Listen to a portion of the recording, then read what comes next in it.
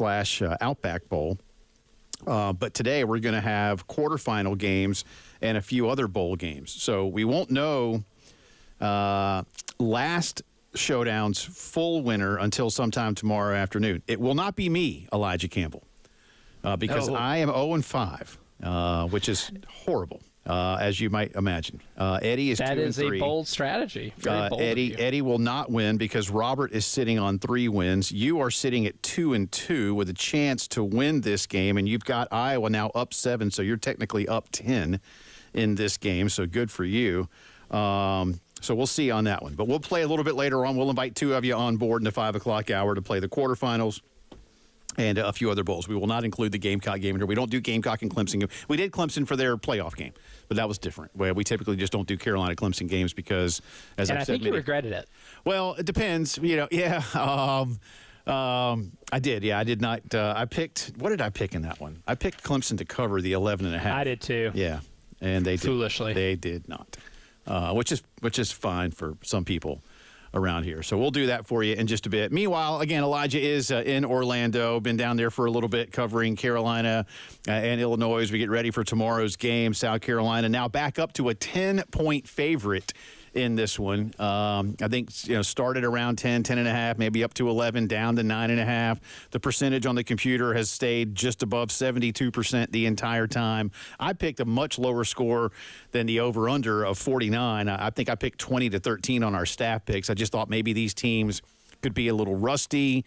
Both will probably, I don't want to say struggle offensively, Elijah. That's not really the word I'm thinking. But with Illinois' penchant for running the football and South Carolina probably wanting to get a few guys going in the run game as well, I just wonder if there'll be a lot of points. If I'm wrong, so be it. But I do feel like this just has – again, a month lag. I know you have a question that you asked Shane about that month off. And again, Illinois probably wanting to control the game on the ground. Just don't know if there's an opportunity for tons of points to be scored. But by all accounts, South Carolina is obviously very much expected to win this game. Oh, certainly. I mean, especially when it comes to Illinois' offensive line and what South Carolina still brings to the table in terms of defensive line and edge rushers, even with the loss of Kyle Kennard, right? Because some guy named Dylan Stewart is still going to be on the edge there. Illinois does have some suspect offensive line play. I was talking about it earlier last week when kind of making, an overview of Illinois in this matchup that, Melvin Priestley, one of Illinois' offensive tackles, can possibly be a weak link. Like, he gave up a ton of pressures against 3 of what are the best pass rushing teams they played, and Penn State and Rutgers and Michigan. He got eaten up in some of those games, and if he's the one tasked with facing Dylan Stewart, then pray for him. Hopefully he gets through the game uninjured and not eaten alive. But there's a possibility that happens. And this Illinois team wants to run the ball. That's part of their identity. They use a lot of play action to set up their passing. Almost 40% of their passes and dropbacks come from play action, but they don't run the ball very well, and that's kind of an issue, right? That's kind of kept their offense from being an exceptional offense. So I don't foresee Illinois scoring a bunch of points, and it might be a slower start for South Carolina offensively because, like what you mentioned, right? I mean, you're figuring out the running game. No Rocket Sanders. You're trying to get back into the swing of things. Shane mentioned it today in the presser when I asked him that. He's like, this game is going to have a lot of week one-ness to it, right? Like, yeah, it's the last game of the year. You were coming off 6 straight wins, but at the same time, the last game was a month ago, and you've had a month to ramp up for one game right here. So it's kind of like in August. You had a month to ramp up for one game to start your season. So there's going to be some week one-ness to it, maybe some procedural penalties that will stall some offensive drives for both teams. But I think I trust South Carolina way too much to be able to handle that slower start than I would a team like Illinois, who just offensively doesn't have the explosiveness that I think is going to be required to be able to win this game. Yeah, I would agree with you. And you think back to the Clemson game, too. One of the things we talked about in the post-game assessment, South Carolina was definitely the better team that day, and yet South Carolina had some reversion back to what they had been earlier in the season. There were some of those procedural mistakes, and there were a few things that you just didn't like in terms of how they played. And I wonder, too, for as much as we've talked about across all of college football, minus the playoff games,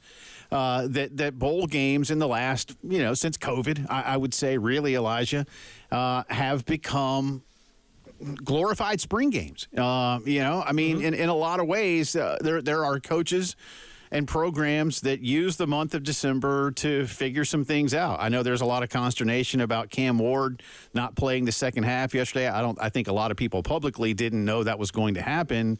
I'm not sure they let it out publicly that was going to happen. No. But once that decision had been made public, that, we knew all along Cam was going to go for his record and then sit the second half so we could give the Williams kid a look. That's just kind of part of where we are. And I do wonder for both Coach Bielema and Coach Beamer going for a 10th win, how much you treat this like the end of the season relative to the beginning of the next campaign. You can kind of do both in a weird way, right? Like, on one hand, you have a lot of guys that aren't going to be playing next year that have opted into this game because they want that 10th win. And ending the season on a good note means a lot to them. Your Tonka Hemingways, your TJ Sanders, your Demetrius Knights, your Debo Williams, those type of guys are going to come in here because this is their last game and they really want to win this game. They know exactly what having the 5th 10-win season in program history means, not just to them, not just to the program, but to the fan base and the city as a whole. But at the same time, there is an evaluation, avenue you can have too, especially when it comes to the running back position and the edge rusher position opposite of Dylan Stewart. That's one thing I talked about with Bill this morning on the early game was I'm really excited to see what Desmond Umeozulu and Brian Thomas do at that opposite edge rushing position, right? Like Dylan Stewart's going to require a lot of attention because if you try to one-on-one him with some of the offensive linemen that Illinois has, I don't love that matchup for those Illinois offensive linemen. So they're going to have help. There's going to be I expect to see a lot of max protection, a lot of multiple sets of hands on Dylan Stewart, which is going to free up one-on-ones for those guys right there. And whoever can take advantage of that is going to have a leg up once we get into spring practice for next season. Both those guys expecting to play next year. And this will be the difference between you feeling really good about that position going into the spring or making you feel not so confident about it and making you eager to hop back into the portal and find somebody who can maybe give you half of what Kyle Kennard got you this year, right? You're not going to hit home runs like Kyle Kennard in the portal every single year. You're not going to go to the portal for a rental player and get a Nagurski Award winner. Okay, that's not going to happen every year. So it's a riskier play. So this is a really big game for both of those guys, JT Gear even, to be able to see exactly what you have for next year and how much of a need is that edge rusher position going to be when you do continue to go portaling and evaluate your roster for next season. I certainly feel like that's one of those elements of this game that you're going to look forward to see exactly what type of depth you have that position next year. At the running back too, I mean, can Oscar Attaway be a number one? Like Juju McDowell's not going to be here next year. This is his last game as a Gamecock, but Oscar Attaway will be back next year. Can you trust him to take the lion's share of carries? I think he's going to get the lion's share of carries in this game tomorrow. We're going to get our first glimpse as to how good he is as a number one back. He's really never had an opportunity to do something like this. He shared a lot of carries at North Texas. Is this going to be a make or break thing for him at the running back position? Do you need to get somebody else to come in and supplement that? Do you feel good about Jordan Howell coming in to take those carries and be the Oscar Attaway to what Oscar Attaway was to Rocket Sanders? So there's a couple of evaluation things for next year that are going to be really important, but at the same time too, we have a really good mix of that and this game actually meaning something for both of these programs.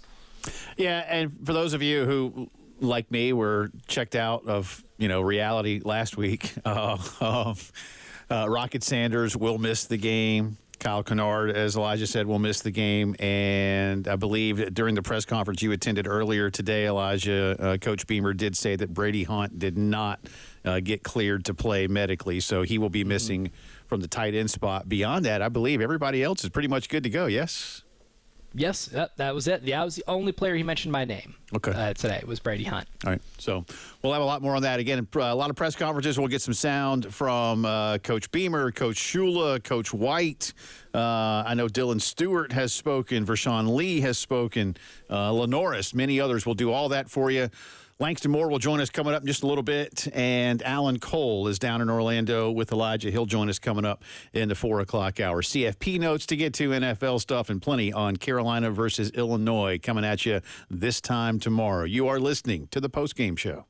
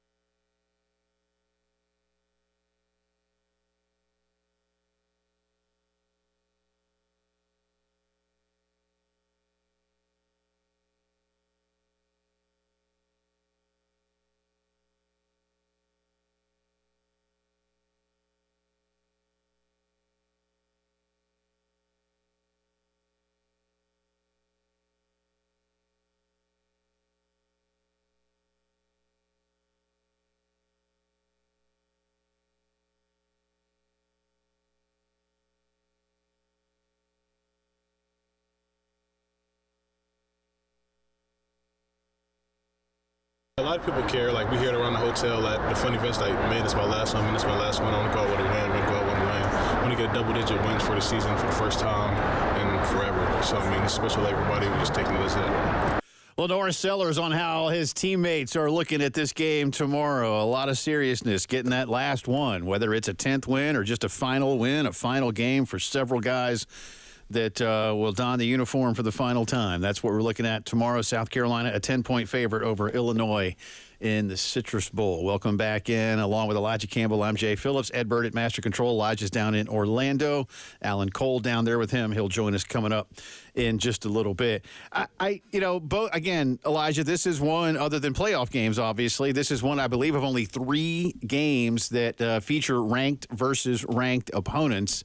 And you were at the press conference this morning. Again, Coach Bielema and Coach Beamer both stressing the importance of going to get that 10th win. I'm just curious. We will talk plenty of the Gamecocks, but since you've arrived down in Central Florida, what are you getting from Illinois, who, like Carolina, has some pretty, dare I say, good losses on their resume this year? It's a pretty good football team. Oh, it is. I mean, it's still. I mean, look, this is at the end of the day, this is a 9-3 football team in the second hardest conference in college football, regardless of conference schedule imbalancing.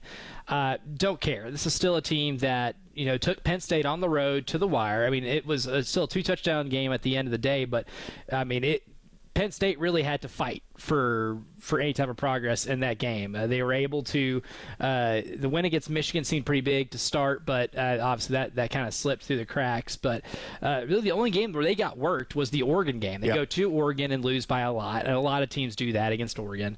But they had to kind of have a gut check win at Rutgers towards the end of the season, where they had to make a comeback and pull that game out. And at the beginning of the year, they beat a Kansas team who, Kansas stumbled out of the gate, but that's a team that got hot a lot later on. That win looks better now than it did maybe in late September. So this is a good football team that has some good quality traits. I was telling Tyler earlier today, Jay, this might be one of the most Big Ten teams in the history of the Big Ten, right, in terms of identity. Right. Brett Bielema said today, like, both coaches were asked that at what point in the season did you realize you had a really good football team and that you were going to maybe surpass some of the expectations from external sources, right? And Brett Bielema's answer was interesting because he said the Nebraska game. And the Nebraska game was when they went on the road, 131-24 in overtime, and then gave Nebraska their first loss. And he said it wasn't as much of beating a ranked team on the road. It was what they did to Nebraska to the point of how it affected the rest of Nebraska's season. Because he apparently something that he tells his team is that sometimes when you play somebody, it's not just the impact that you have in that game from a physicality standpoint, it's what you do to them afterwards. And I think he truly believes they helped break Nebraska, because Nebraska lost 5 more games after that. I believe they lost 5 of their next 6, maybe even 5 in a row. I think they had to steal one late to be able to become bowl eligible. But they feel like they broke Nebraska a little bit, and they think a lot of Nebraska's struggles in the immediate weeks after that came from just how much Illinois beat them up from a line of scrimmage standpoint, and kind of made them have to check themselves a little bit. That's their identity. They want to be physical up front. They think these things are won in the trenches, and this is a team that does not give up a lot of rushing yards, a hair over 4 per attempt. But they also don't give up a ton, or they don't get a lot of rushing yards as well. I mean, they hover around 4 attempts as well. I mean, it's as 3 yards in a cloud of dust as it gets in the Big Ten. So this is a team that, when you look at the stereotypical Big Ten identity, almost fits it to a T. Yeah. Like, not explosive passing game. They try to inch their way up the field and get some long drives, and then they want to stop you from running the ball, and punting is offense, right? Like, this is very much so a quintessential Big Ten type team that we're going to see take on the Gamecocks tomorrow. Let's talk a little bit about what you're hearing about some of these guys. I imagine a lot of Carolina fans have not paid a ton of attention. And maybe you start to do some reading up on Illinois. Luke Altmaier, though, is, I think, a really good college quarterback. Now, he's been sacked a lot. I don't know how many of those are on him in terms of holding on to the ball too long, that kind of thing, relative to pass protection, but he completes 61% of his passes. He's got a 4-to-1 touchdown to pick ratio, which I think is pretty solid. He's thrown for 2,500 plus yards. He can run a little bit when he needs to. And again, when you're sacked 31 times, your net total is 219. What would it have been in terms of what you did, from a production standpoint, in a positive sense, Elijah? This is a heady kid who knows how to run this team. It is. I mean, he is, and I'm not saying this is a degrading term. He's a good game manager because he doesn't make a ton of mistakes when the ball's in the air, right? I mean, he's only thrown about 5 interceptions, I believe, this year. I got 21-5 touchdown interception. And I think ratio. in only 3 games. I think a couple of them. I think he really hasn't. He's been good most of the time. Yeah, he's been really solid. Like he won't put the ball in harm's way too frequently, but he can be kind of rushed into that. And when you kind of weigh out does he hold on to the ball too long? Or is the offensive line that bad? It's a little bit of a mixture, but on plays where he's under pressure, he has almost 4 seconds on time to throw, according to Pro Football Focus. Yeah. 3.76. And to give you a kind of a reference point, his average time to throw on all of his dropbacks is 3 seconds flat. So, and a lot of his sacks do come from him just kind of holding on to the ball too long. And that can be a problem. That's something you can't do against the South Carolina team. That's one thing I think Illinois, if I'm looking at their team specifically and being like, what's a roadmap for them to win this game? I'm not having him sit back and pat the ball too much, especially without your number 1 receiver. Like Pat Bryant declaring for the NFL draft means you lose one of your top targets. And between him and Zachary Franklin, those 2 guys made up I believe, 105 of the 200 receptions. Yeah, I mean, Bryant 54 and Franklin 51. The next on the list is Colin Dixon at 17 catches. Yeah, they rely heavily on those 2 guys. And the thing with Franklin is he does have a little bit of a case of the dropsies. I believe it was 12. I'm going to flip back here to double check myself, but he had about 12 drops this season. And Franklin has as many targets as Pat Bryant does, just with significantly more drops, and that's kind of been an issue with him. He can't afford to drop that many passes when it comes to trying to get to move the ball in this game. 12% of his targets have been dropped. He's dropped 7 passes. Wow. I read that backwards. But still, I mean, he's going to have to be relied upon to catch the ball and then be able to corral these in, or else incompletions are going to really kill him in a game like this. Are you getting any sense from folks that cover Illinois that the Illini may want to do some of the things that Missouri and Clemson did in terms of getting the ball out more quickly and trying to disguise what they do to not allow the Gamecocks' defensive front to affect them? Is this an offense that's built to change like that? You've had a month, so I imagine there's some things you can certainly put in from a wrinkle perspective. Oh, yeah. Well, I don't think it'll be that much of and that's kind of the feeling I get, too, is that they're still going to try to play their game from a run game perspective. I mean, that's Illinois is never, even if Brett Bielema coached or not. I mean, it doesn't matter if Brett Bielema's the coach or Lovie Smith or Ron Zook even. Like, this is a program that's never going to air the ball out 55 times a game, right? That's never going to be their shtick. They want so what you're saying is Jeff George isn't walking through that door. No, he is not. He is not walking through that door. Juice Williams ain't even walking through that door. And even when Juice Williams played, there was still a heavy ground presence because they had some guy named Rashard Mendenhall who played a lot in the NFL, who they were able to rely upon to be able to establish that run game, right? That's one thing they will always want to do. And the sense I get is they're not going to try to really stray too far from that. Maybe some wrinkles with maybe more of that stretch zone. I feel like if there's any team that puts something on tape this year that this South Carolina defense has had struggles with during the 6-game win streak, it is that stretch play. It is that outside zone and having to win that race to the corner. And if you're Illinois, that's one of those things, quick passes in the passing game and trying to maybe bounce things out to the outside because that might be where you have an advantage. Elijah in Orlando. Jay Phillips here, downtown Columbia's Herndon Chevy Studios. We got full coverage of what's going on with Carolina and Illinois tomorrow afternoon. And again, all-day coverage tomorrow leading up to the 3 p.m. kickoff down at the Cheez-It Citrus Bowl. We'll talk more about that, get into a few NFL thoughts as well with our good friend Langston Moore. The former Gamecock joins us when the post-game show returns.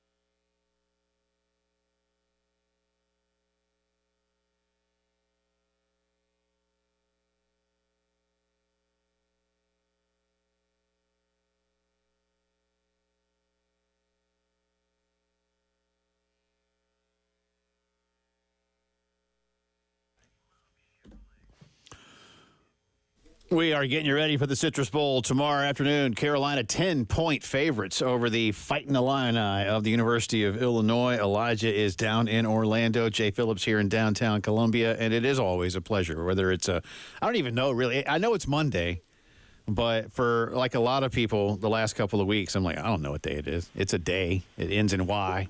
So there's that. But it's always a pleasure, whatever day it may be, to discuss football and food and many other things with our good friend Langston Moore, the former Gamecock D lineman and team captain. Merry Christmas. Happy holidays. Was Santa good to you? Absolutely, man. I got to eat whatever I want. Nobody judged me. So, I mean, that's always, my biggest thing on my list is, clear the way. Clear the way. Here I come. And, don't lose a limb. But, no, it was great, man. Everything's good. And weather's kind of funky out here. One day it wants to be 100 degrees and the next day it wants to be cold. But, the global warming is nice this time of year, man. It's good. Your Bengals beat my Broncos on Saturday. That did not help my disposition all that much, but it did keep the Bengals' hopes alive for at least another week. All Denver has to do, Langston, is beat the best team in football to make the playoffs this weekend. Right. And are you actually playing them at Kansas City, too? Elijah, where is that game? Is it in Denver? That one will be in Denver. I think it's because in Denver. The one in Kansas City was the one I believe that Kansas City won on the blocked kick. Yeah, it was a good game. Right, yeah. This one's in Denver. Now, to make you feel better, Jay, though, I mean, 11 of Kansas City's 15 wins have come by one score. So, if anything, your chances of being in it late are very high. Sure. So, you're going to get your heart broken. Well, here's the thing. In a pretty fascinating manner. Yeah, then we'll talk Gamecocks, Langston. Does Andy Reid sit everybody knowing that Kansas City has clinched everything they can clinch regular season wise? They are the number one seed. They will get the bye. They will have home field. They're not really a banged up football team though, but do you give them the final week off in terms of starters and then have them sit a week? I mean, almost 3 weeks without playing may be a little much, huh? Well, to answer the question, yes, you don't play because it would be different if this was like because I say all the same thing. People trying to say the same thing about the Eagles and Saquon Barkley going after the record, and the philosophy is if the record helps us with our team chances and all of that. For Kansas City, it's a whole different bag. These guys are, two-time defending champions.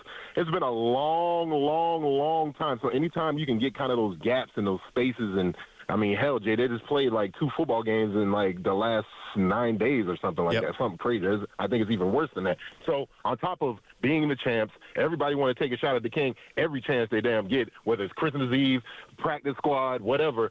I give them that time off because, again, it's a more mature team. Now, you still got to go through the rigmarole now. You still got to go out there, warm up. But as soon as we get through the warm-up and the national anthem, put them sneakers on, you come stand right over here and don't be turning your back to the sideline and, looking in the stands, doing a little, hey, Mom, look at me, because you might get rolled up. But, take this time because, like you said, you can benefit from that. And this is a mature team, and they can handle those different things. Regardless of what happens, like, I hate to say it, Jay, like, whoever plays, I think Kansas City's just going to run away with that game. Maybe Denver, I'm being a little bit disrespectful because of the defense and all those different things, but this feels like one of those games, like Elijah says, like, man, they won a bunch of close-scoring games, but this will be the one, like, they blow out because everybody on the second team's been waiting all year. Xavier Worthy, you'll have, like, 200 yards or something like that. Well, that's why I told you, the Bengals finally decided to play defense the other day for the first time all season, so there's that. And I was telling you, Jay, just put us out of our misery, but Joe Burrow, I mean, just all the Batman jokes, all of those different things. 8 games, 250 yards an average per game throwing, averaging 3 touchdowns per game. That's sick. That's sick right there. But it seems so apropos because it's the Bengals, and they leveraged and all the defense, the things that used to work, the defense is atrocious. We got the sack leader, but we can't stop nobody outside of this dude. Oh, it is so comical, but it's going to make for such great. And, Jay, if I'm anybody somebody, I think Dan Orlovsky posed the question earlier today, who would you rather see in the playoffs? Would you rather see the Bengals and Joe Burrow sauntering up in there, or anybody else, the rest of the field, everybody else that's on the fringe, Miami, all these other teams, Jaden Daniels? I think you don't want to see the Bengals because, man, that's the perfect playoff one and done. All that other stuff don't matter, man. Let me get out here and cook and continue to do what I'm doing. But I wish the Denver Broncos would have put the Bengals out of their misery, but nah. Well, so do I, but they did not. So we shall back from the dead. We shall see. I know your specialty is defensive line, but I do want to ask you what you feel the transition may be like, if you even call it that, with Mike Shula now running the South Carolina offense. Shane did make mention in his press conference a couple of days ago about just a little bit of verbiage that was different, but they've had plenty of time, and that may be more on Shane than it will be, say, on LaNorris or the guys on the offense. But what do you think that's going to look like tomorrow? I feel a lot of, it's going to be, there shouldn't be a lot of transition because, again, Mike has been the quarterback's guy, not just from the summertime, but from the whole entire, spring deal, just kind of waiting in the wings, all of those deals. So the communication has been there. Maybe the verbiage and different things, and this is where Mike got to kind of come in and not be so arrogant and be like, no, we called this 52 banana wide split when it's, nah, it was play number 2 on the call sheet before when it was our previous guy calling the plays all season. And collectively, it felt like as the season went along, the Gamecock offense, yes, there was a lot of input from Dow and his offense. We saw those kind of imprints on there, but there also were a lot of different iterations that kind of started to see sprinkle in there. And I think some of that obviously was Sean Elliott. Some of that I think that is Coach Shula. Obviously collective, a lot of different minds in the room. But I think to answer your question, it's going to be an easier transition because Mike had the relationship. It's not like he's got to come in and it's a different tone in the room now. It's a different coach. Even though somebody else was maybe making the call, I think Mike was still the final guy, that the voice that LaNorris would hear in his head, whether it be, with the microphone or just, that coaching stuff, oh, don't do that there, bud, because that's kind of the things you hear, like your parents when you're out there in the world, and your parents are like, don't do that, bring you behind home when it's 1:30, so it's those one of those flashball moments. But I think that's going to be something that benefits what's going on tomorrow, and it's going to help us with the execution, because that's always one of the biggest things with bowl games, man. Just that time off, having success, getting rusty. That's why all these games come down to the final damn minute, even when it's like 15, 18-point leads. It's like, oh, man, here comes Kansas State. Here they go. See, Lance, that's what I wanted to get to as well. Like that time off, like that Clemson game was a month ago today. And there's been so much that's happened since then with the, Dowell leaving for App State, with players opting out of this game, thankfully only 2, but also having to work to retain your players and then also go portaling and then finalize the signing class. Like, you are squeezing like 6 months into 1 month, all without playing an actual football game. And with a team that has won 6 in a row, a team that, when you're talking about fielding the playoff, it's like, hey, you don't want to play this team because they're the hottest team in football right now. Well, now you naturally will cool off, like you said, but how much of a natural cooling off do you expect from a team like this, given how they play and the players that are coming back to play this game, even if they're not going to be on this team next year? Yeah, and that's the one thing. It's going to be a mixed bag of, you've heard these bowl games have become spring games, but this particular bowl game is probably not going to be more so of a spring game because we don't have as many opt-outs. There are some potentials, but we'll still see a lot of our older senior laden guys, but we also want to slip in some of our younger guys in there, but also protect these guys. But that's always the craziest thing, and that's a great point that you bring up. In this month time span, it's been Thanksgiving, it's been Christmas, it's been all these different things. You had graduation, you had opt-ins. Travis Hunter won the Heisman. All these different things have been going on. We got to finalize getting a new offensive coordinator, even if it is entitled, different things like that. So it's a lot. It's a whirlwind, and that's when it comes down to these bowl games and to the execution, the ones that do the fundamental stuff very well, block well, tackle well, protect the football, don't turn it over like crazy, and the ones that go out there and compete on a high level and, just don't feel like, oh, man, we roll our helmet out there. That's that old coaching cliche where it's like, no, you got to compete for 4 quarters, and, obviously you got to understand everybody's going to be fresh.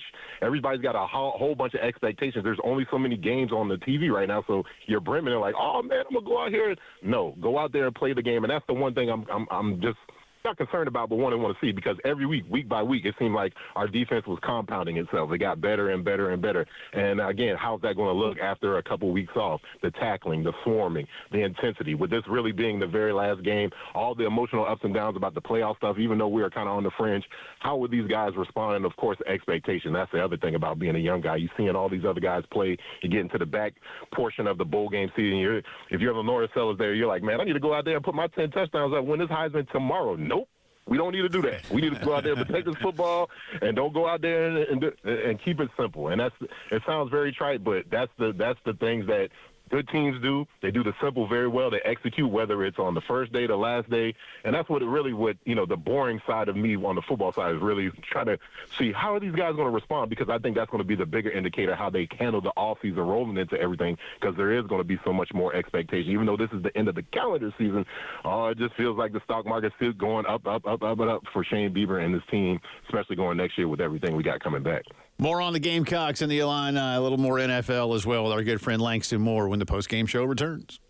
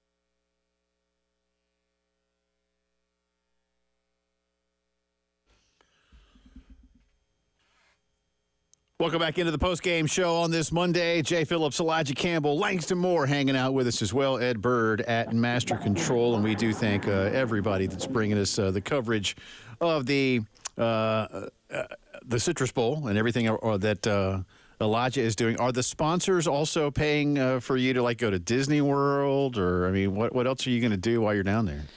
See, I don't know if they were to do that, only because they don't know how irresponsible I would be, and I don't think they want to be associated with my debauchery. And, quite frankly, I don't blame them. Sure. I just wish I could talk them into it, right? Sure. I wish I could talk the great folks at Atkins Law Firm, Midlands Landscape and Lawn, and Lexington Discount Homes to be able to fund my debaucherous adventures, but not every company wants to be associated with that. I get it. But, well, the Atkins Law Firm could certainly be useful to get you out of any potential troubles. I mean, so there's that. Who you hire matters, and See? you know what? If I got in trouble, I would hire them. See? So there you go. My sister will be very mad. My sister's an attorney, and I've always promised her she gets right of first refusal when it comes to my legal issues.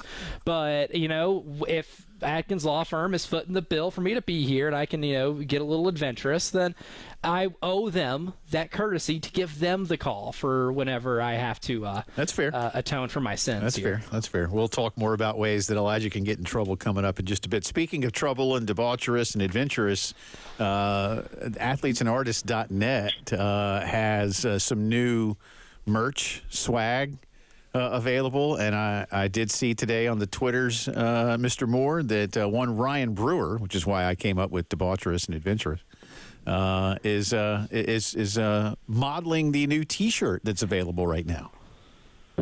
Yes, the image and likeness of Ryan Brewer from a long time ago is out there running a drill, and just in perfect form, shape, and fashion. He's got to run a drill again, man. He didn't do it right. Looked like a little bit of Fumble Island for the folks that remember that from the early 2000s. But now we got some great new stuff out there, and to embody and celebrate the spirit of Coach Beamer and his team, man, we got a whole bunch of new cool stuff out there. So go ahead and check it out at athletesанdartists.net. Athletesанdartists.net, all the Just a Chicken stuff and the Button Gut podcast and so much more. Make sure that you check that out. Let's talk about this defensive line real quick in the final couple minutes we have with you here, Langston. No Kyle Kennard, but obviously deep. A lot of veterans that want to go out with a bang. We certainly understand why Kyle is going to preserve everything he possibly can as someone who's now worked his way into a high draft pick situation. But what do you look for from these guys tomorrow, minus the Nagurski winner? Yeah, just that whole collective group working as one. Yes, there was been those shining moments for Kyle Kennard, but there's also been a whole bunch of moments for Dylan Stewart, for Tonka Hemingway, for Alex Huntley, for all the guys all the way down and up and down that line. And that's again been the epitome of this team all year, is that they've been moving. It doesn't matter whether it's the first team or the second team. A little bit different when 5 and 6 are at the bookends, but the wave and the onslaught and the defense doesn't miss a beat, whether it's pass rush or stopping a run. So again, knowing they're going to have their stuff made out for them, because again, Brett Bielema, he acting like he want to still be an offensive line guy. He's eating like he's an offensive line guy. That team is going to come out there and be offensive line minded. They're going to try to set the tone and do it in a really ugly fashion. So once we kind of weather that storm, like we were talking about a couple weeks ago, hold on. It might take a little bit of extra time. Maybe it was like the first half. Maybe the first half of the first quarter for the defense, getting to the back half of the season to kind of get their footing. Maybe it might not be until maybe the back half of the second quarter, going into the third quarter. So it's really like, okay, now we feel like we kind of got our deal back. But once it's happening, once you earn the right to rush the passer, that's when we got the game in our midst. And that's where I think the sacks will come. That's where I think the interceptions, the tips and overthrows will come. But again, we got to fight through that onslaught in the beginning. And again, that's rust. That's not physical inability. A lot of that is just mental speed, bullets during wartime, all of those live things, all the cliches you want to use. And the faster that these guys can do that, because again, you can only replicate so much in practice. That's going to be the biggest thing, I think, for the defense to go out there and put that game speed back on there and be in season form like we were against Clemson a month ago. Yeah, I got less than a minute to go here, so real quick, standard South Carolina New Year's Day fare for the Moors, even in Dallas, Texas. Oh, no doubt, no doubt. Getting the Hoppin' Johns, going to definitely get them black eyed peas. We got reminding me to go ahead and get them now and soak them. Jay, don't be over there playing with that. But we're gonna get that. Find some more greens, and again, it's just that's why you got to switch up the Christmas menu, because the New Year's menu is right behind it. Only a real eater, because you don't want to have macaroni again. You just had that 4 or 5 days, or maybe a day or two ago, to depend upon how much you want to hit the leftovers. But yeah, switch up your menu on Christmas, and then you can have all the classic Southern fare. Well, let me admit a fail on Christmas. We forgot to make the macaroni. Like, we were so busy just doing stuff, we forgot to. Yes, I know, right? And so we're ready. God. We're ready to serve. Did you forget to leave out cookies for Santa Claus as well? No, we didn't do that. Probably. But we were all looked around at each other. My daughters, my wife, and I were like, we forgot to make macaroni, y'all. So we will have a double batch on Wednesday. Enjoy the bowl game tomorrow, sir. We'll probably holler at you again in a few days here and recap it. Always appreciate you. And again, Merry Christmas, Happy Holidays to the Moore family. Thank you. Absolutely. Elijah, do everything me and Jay can't do. You're young. We can expunge it off your record. That's right. Do it. Say Hour less. 2 coming up.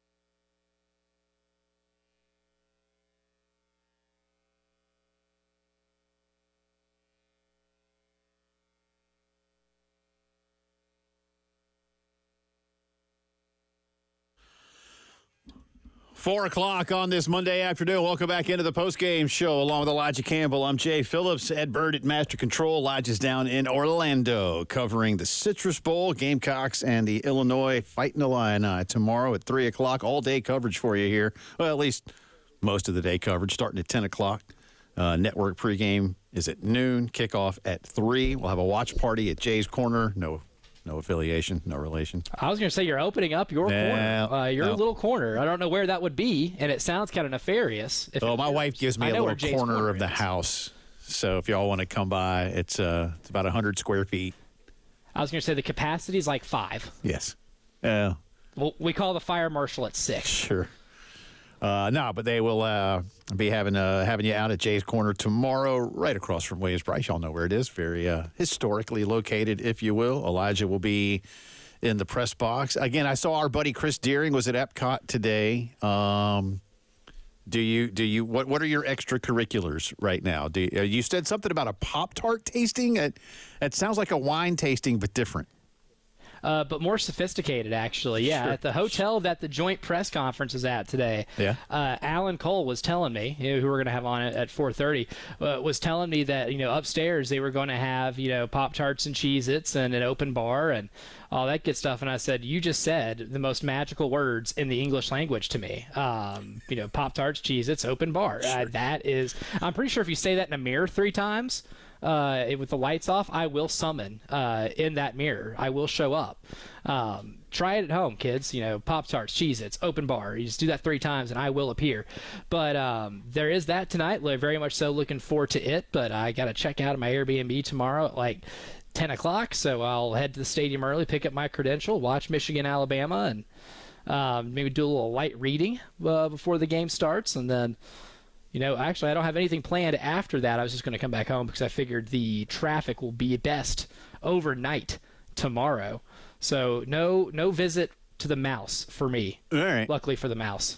Well, that's yeah. I mean, my even as the Mouse late, don't want to see me. even as late as yesterday, there was talk in my home of like, you sure you don't want to go to Epcot for New Year's Eve, Dad? And I was like, yeah, I am, because again, I don't want to. You didn't sound too confident in that No, response. I did, but at this point, but what I told him was, look, I don't know what it costs for a 1-day ticket at Epcot these days. I imagine it's about $1.50, and I don't mean $1.50. But I was like, I'm not paying that much money, for what amounts to a glorified cover charge. As much as I love Epcot, and I do, I'm an Epcot junkie. I mean, I will freely and fully admit that. So this is not the best part of Disney World. Oh, it's not at all a knock on Epcot. Again, I love Epcot, but I don't want to get to Epcot at like 9, after the game. So I was like, nah, we're not doing it. Not doing it. I know a lot of people that are down there. And they're having fun, and I'm glad. I've done it before. Let me tell you, I've done bowl game. I've done the bowl game. Now here's the thing too. At least tomorrow, you got the game, and then you get New Year's Eve festivities. Do this, Elijah Campbell. No matter how old you are, you do New Year's Eve at Epcot, and then you got to go work a football game the next day. And I've done that a couple times. Not as easy as it sounds. It does not sound easy at all, actually. No, I mean, my head is hurting just thinking about that, actually. Because they used to play this game on New Year's Day. So there's it was that. on New Year's Day last year, actually. It was a New Year's Day game last year, leading into the playoff games afterward. Well, we do have a playoff game. We'll get back into plenty more that Elijah covered today. And as he said, Alan will join us coming up in a bit. GamecockScoop.com, of course, where Alan applies his trade. There is some other news around the sport of college football, and including the Gamecocks. And one of them that is interesting is Air Nolan. Now, at first, I'm not kidding. I'm really not kidding when I say this. When I saw that go by a couple days ago, I was like, is this some kind of play on like Zeb, like coming back on the staff? Like I wasn't really sure where. I didn't know Zeb had hops like that. You know, I didn't know. Air. I was like, are they just joking around? Like, you know, it's one of those kind of, right? Like when you call, you know, somebody who's heavier, you call them slim, right? You know, or a tall guy, shorty. Ironically calling something. Yes, yeah, you know, and I was thinking, like, ironically. is Zeb coming back to the staff? I really did think that. I was like, well, they got an He opening. can't jump over a pencil with a trampoline. It's Air Nolan. You know, so no, indeed, it is not. It is quarterback Air Nolan from Atlanta, who had been playing at Ohio State, and he was in the portal, and a 4-star recruit is now going to be a Gamecock. And I guess much like Robbie Ashford, you know, Shane said, listen, I told him that he's going to compete, and that's it. You know, you've got a guy coming in now that's going to, you know, really push, but at the same time, the guy coming back is going to be on certainly the top 10 lists for Heisman candidates in 2025. So this absolutely makes the Carolina quarterback room, with all due respect to Robbie or anybody else, a whole lot better next season. Well, it certainly gives them a higher ceiling, don't you think? Yeah. But at first, you know, when I saw the news, I was kind of confused by it because I was like, well, why are you leaving Ohio State? Assuming he left Ohio State because they're either going to go to the portal and get a quarterback, and he had also been behind Julian Sand, who was a elite 5-star quarterback prospect at Alabama, who then transferred to Ohio State, presumably to be the quarterback of the future. So I figured, okay, well, he's leaving so he can get a shot at playing earlier on. And obviously South Carolina is not the place to where you're going to start, you know, next year. It would take just the greatest spring practice and fall camp, air quote, fall camp practices known to man to upseat Lenora Sellers, right, after the year that he's had. But what this tells me, too, and this is something I kind of came to a conclusion of, the NFL must have really good feelings about Lenora Sellers. Right. And maybe this coaching staff has talked to people in the NFL saying, hey, if he makes a jump here, here, and here with, you know, certain throwing mechanics, or, you know, if he has another good year like this, teams are going to want him, like, in the first round. And then that would, if that could possibly entice him to leave. Because remember, because he redshirted last year, Lenora Sellers can leave for the NFL draft after the 2025 season. Right. With that being the case, if Aaron Nolan redshirts this upcoming year, you presumably have a quarterback for the future, or at least the leader in the clubhouse to be that, with your Dante Renos and your Cutter Woods that you already have on the roster for the next season, and that could maybe be the heir apparent. Pun slightly See what you did there. intended. Yeah, slightly intended there. But what that tells me is that maybe they've been getting some feedback on exactly how desirable Lenoris might be at the next level. Again, I haven't talked to anybody about that. This is me kind of making that that inference myself, because I don't know why else you, as a quarterback like Aaron Nolan, who was highly regarded coming out of high school, if playing matters to you and going where you're going to play matters to you, South Carolina would not be where I go unless I know I could be the starter within a year. And same thing for South Carolina. You don't get this guy unless you plan on using him within 2 years, right? Right. It certainly would seem that way. Here's Shane Beamer from this weekend talking about Air Nolan joining the Gamecock roster. Yeah, he's first of all, credit to him, because all he wanted was once as an opportunity to compete. And you guys know that I've said this to you last year, that there were quarterbacks that were very interested in South Carolina last year because of Spencer, that wanted to come here, that ended up going to other schools and started in Power 4 conferences this year. But they didn't come here because I wouldn't promise them the starting job, and didn't promise Air anything but the opportunity to compete. Didn't promise him the backup job, nothing. And he saw a situation where he saw an opportunity to learn under Lenoris, and also to learn under Coach Shula. Mike Shula, I think, not to speak for Air, was a big attraction to him. Coach Shula's background, and was really, I did not know Air. I knew of him, obviously, coming out of high school, but did not know him personally, but was really impressed with he and his family when they were down here last weekend. He spent 2 days with us and walked around with a notebook and literally took notes on every single thing that we were talking to him about. So he's very mature, very professional, and like every position, you want to increase the competition in every position, and quarterback is no different. The fact of the matter is, we have, before Air came, we had 3 scholarship quarterbacks in our entire room, and that's scary. I had that at Oklahoma, I think, my last year, and it's scary when you only have 3. So we wanted to increase the competition in that room, just like every position. We've been honest and forthright. We called Cutter Woods back in October and told him that there was a chance that we may sign 2 high school quarterbacks in this year's class, and we ended up not. It didn't quite work out, and some guys that wanted to come at the end, we just didn't feel like we're a great fit for us. So we, I tell our players all the time, Jordan, like, if you love to compete, you're going to love being a part of this program. And if you don't love to compete, you're not going to make it very long in our program. So some good stuff there, and as Elijah's already made mention, Dante Reno, Cutter Woods, in the room now. Air Nolan, obviously, with Lenoris coming back as not just the presumed number 1, but you would think it's about as close to etched in stone as possible at this point in time that he's your guy. But to be pushed is good, and to have for someone. Look, let's just be honest and call it what it is, Elijah. We did see Lenoris go down for a period this year. Not long, but he missed over the course of the year, missed about, say, 2 games worth of the season. A decent little stretch at Kentucky, a half against LSU, a full game against, help me out, Akron. Thank you, Akron. Yep. I knew it was the non-conference. Where Robbie Ashford came in and looked like Michael Vick. Yeah, it was great. An entire game. That was fun. So, one of my favorite memories of the season. And then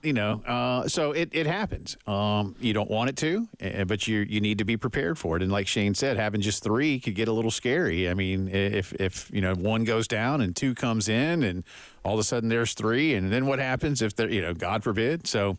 Knock on wood. This is part of the sport, but a nice pickup for South Carolina to get Air Nolan again, a kid from the Atlanta area, and was playing at Ohio State, and has 4, as Elijah mentioned, 4 years of eligibility in college. So he's got plenty of time and an opportunity, perhaps. We shall see. We'll come back on the other side of the break. More from what Elijah covered today in the joint press conference between Coach Bielema and Coach Beamer. Got some sound from players and coaches to get to. We'll talk about the CFP, which gets going back tomorrow night with quarterfinal action in Wink Wink Bowl games, if that's what you want to call it. You are listening to the Monday afternoon postgame show.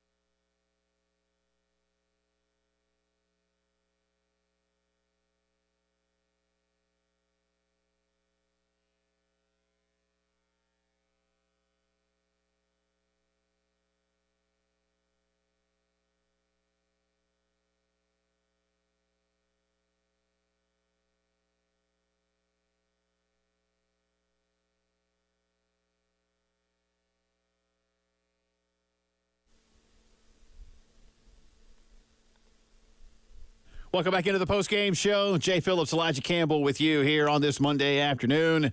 Gamecocks and the Illinois Fighting Illini tomorrow, 3 o'clock kickoff. Our coverage begins at 10 a.m. tomorrow, and we'll take you all the way through post-game. South Carolina favored by 10 in this one. The big change for South Carolina tomorrow is that Mike Shula will be designing the game plan on offense and calling the plays for the first time as Dowell Loggins takes over as the head coach at Appalachian State.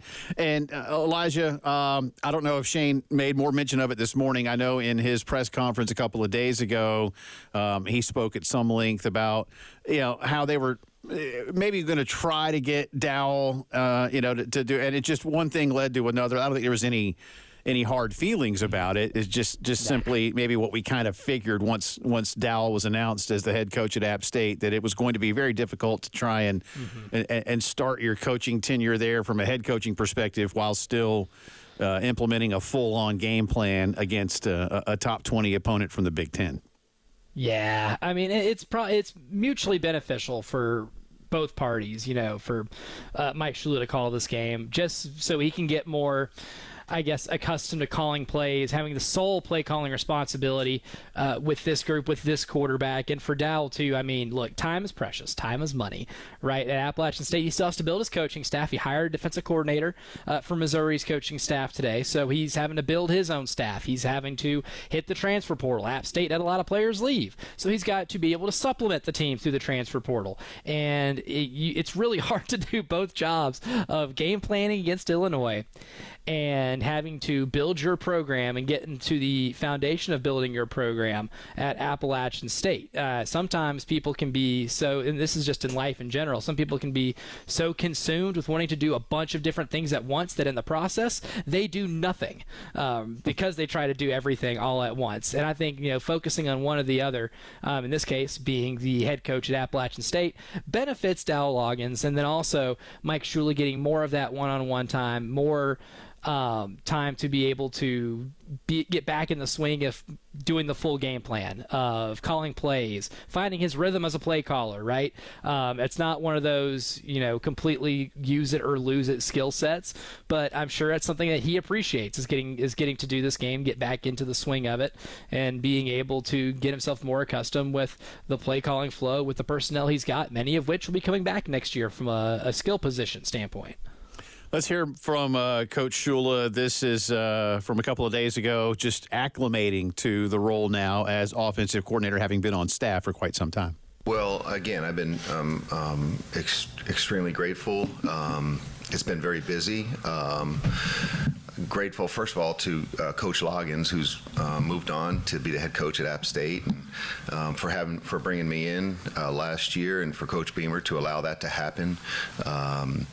And just to be a part of this season. Hopefully I've been able to help out a little bit, and moving forward now, it's even though it's been busy, it's exciting. You're right in the middle of it, obviously, as a coordinator now, but just being around quarterbacks in general, and just hadn't been back in college football for a while, and there's just it's very refreshing, and I kind of noticed that the first day of, I think my second day on the job was our first day of spring ball. So to see this football team develop from that day in all three phases, especially offensively, it's been pretty cool. So we want to, like I said, we got a work cut out for us. We want to, as both teams are trying to do, try to end the season with a win and move into the offseason, send these seniors off with the way they deserve to be sent off, and then get ready for next year.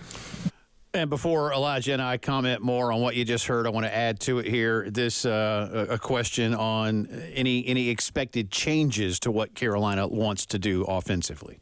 Oh yeah, it is a quick turnaround. However, we've had a few weeks, so that's been beneficial. But probably a little bit of everything of what you just said. We want to keep on keeping on with what we're doing, and D'Lo has done a great job with with our offense. And again, from the first day of spring all the way to getting into a fall training camp and what these guys have done, and we want to keep building on that. And we've had some really exciting games where all three phases have done their job in contributing to wins, and we want to be able to do our part. So offensively, it's just trying to get a good feel of again, what we've done well and keep building on that. And then if there's other things we can add, and from certain backgrounds, then we'll do that. And another thing, too, and I don't know how much it matters, there is a quick comment in here that we'll get to in just a little bit, Elijah, on Mike being on the sideline as opposed to up in the press box. He's more comfortable down there. But as you mentioned, quick turnaround. You don't anticipate that there's going to be a whole lot that looks different. He's not going to come in here and start running the wishbone. Right, yeah. You're not going to see this team turn into Navy, right? That's not what you're going to see. But I think it's going to be one of those things, too. And I was thinking about this when I was hearing him talk, Jay. Obviously, for the sake of the team, the continuity standpoint, that is beneficial in terms of play calling, the types of plays, tendencies on first down, third down, your situational football. A lot of that probably is kind of similar. But I wouldn't be surprised if there's some wrinkles to things, right? Maybe you see a third down play that's a little different on 3rd and 4. Because you know how these guys are, especially someone like Mike Shula, who's been in this for a long time, who's had massive play calling responsibilities before, play calling or calling offensive plays in a Super Bowl. Right. These guys know exactly how good they are at this. They know they know that they know a ton about the game. And I guarantee, I've had a close friend of mine, Jay, who was a grad assistant at a Big Ten school for basketball. And we talk on the phone, kind of sharing intel and stuff, and I pick his brain about how the season's going. And he'll talk about, man, I really wish, our coach would run this play right here or put this wrinkle in. If I was, calling our plays, that's exactly what I'd be doing. I want to do that so bad when I become a head coach of a team. And I guarantee you, if, everybody in this business is kind of wired that way, you want to put your own wrinkle on it. I can almost guarantee that a guy like Mike Shula with his acumen has probably sat in meetings and been like, man, this is a good game plan. But I think I would do this on 3rd and 4, or on this play right here, I would do this coming out of the orbit motion, or I would run this out of a different formation, but but to give a defense a different look, or I'd add more eye candy. Insert whatever, slight tweak here, just because, he's done this for a long time and at the highest of levels of the sport, that there probably has been some things where he's like, what, if I ever had the chance with play calling and having LaNorris Sellers as my quarterback, I would do this. So I don't think the changes would be as drastic as what we alluded to, turning them into Air Force or Army. But you might see maybe a minor tweak in terms of a certain play and situation. I do think it's interesting, too. You made the point about calling plays in a Super Bowl. He was Cam Newton's OC for a couple of years. And, look, Cam has so much just natural ability, as does LaNorris Sellers. But I do think it's really intriguing, not just for tomorrow, but we start to see it tomorrow a little bit. And we've seen this with other quarterbacks in college football in their bowl game as to what it could lead to. And they've had a month. So I'd love to be the fly on the wall, if you will, for what kind of conversations without Dowell that Mike and LaNorris have started to have about how they want to, tailor his game to some of the things that Mike has seen with one of the best athletes that we've really ever seen play the sport. Yeah, one of the biggest meteoric rises that we've ever seen, right? That's the fascinating thing with Coach Shula and that pedigree too. How many times have you thought he's watched LaNorris do something and be like, yep, this is what we did with Cam Newton, and that would work with him, or that can work with him, or I see something that we can exploit in defenses the same way Cam exploited certain things with defenses. And me and you have both been, trying to be cautious with how we throw the Cam Newton comparison around, but it's such an easy one to at least get a parallel to. Obviously, we're not saying LaNorris Sellers is Cam Newton, because like you said, Cam Newton in 1 year, in this 1 year of playing or taking actual snaps in FBS football, had arguably the greatest season in the history of the sport, one of the 5 best, I think you could say. And then in the NFL, rookie of the year right off the bat, and then in 4 short years became the MVP and had a 15-win season and went to a Super Bowl. So that's a pretty meteoric rise, and there are some similarities abilities and play style. And I think that background certainly, has to make Mike Shula very not just qualified to call an offense that features Lenora Sellers, but I'm sure has him maybe like hearkening back to some of those plays, some of those games, some of those moments where he called a play and Cam did it one way, and he's like, wow, the same skill set can do well for this play right here. That I could imagine as a big factor in what makes this specific offensive coordinator position so enticing for Mike. Atkins Law, Midlands Landscape and Lawn, and Lexington Discount Homes bringing you Elijah's stay in Orlando as he covers the Citrus Bowl, Gamecocks in Illinois. Our buddy Alan Cole down there doing it too. Alan will join us from Orlando with what he has been seeing over the last couple of days as the post-game show rolls on.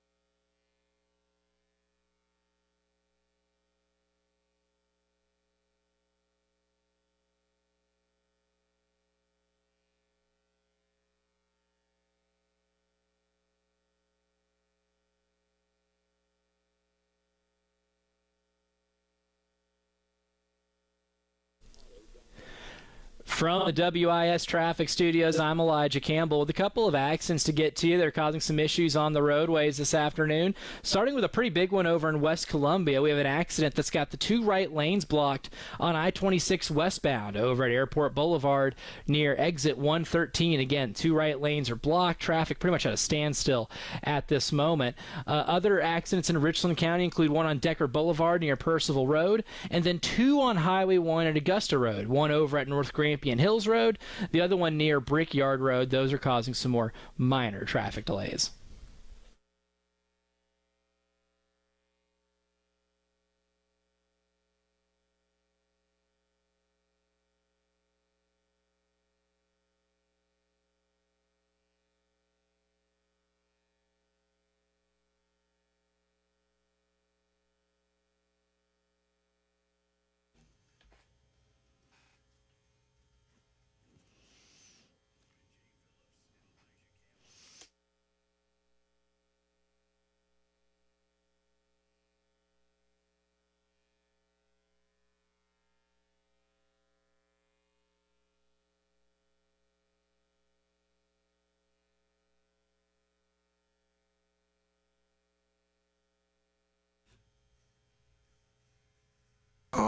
I think after the locker room, after the game, I'm trying my best to not really think about it, just trying to be where I'm at, enjoy this time, and so, and just get ready for the game. That's kind of what's most important, not kind of, but that is what is most important. So that's where my head is at, and I know after the game, I'm sure I'll be feeling it. Alex Huntley on when you realize, man, that was it.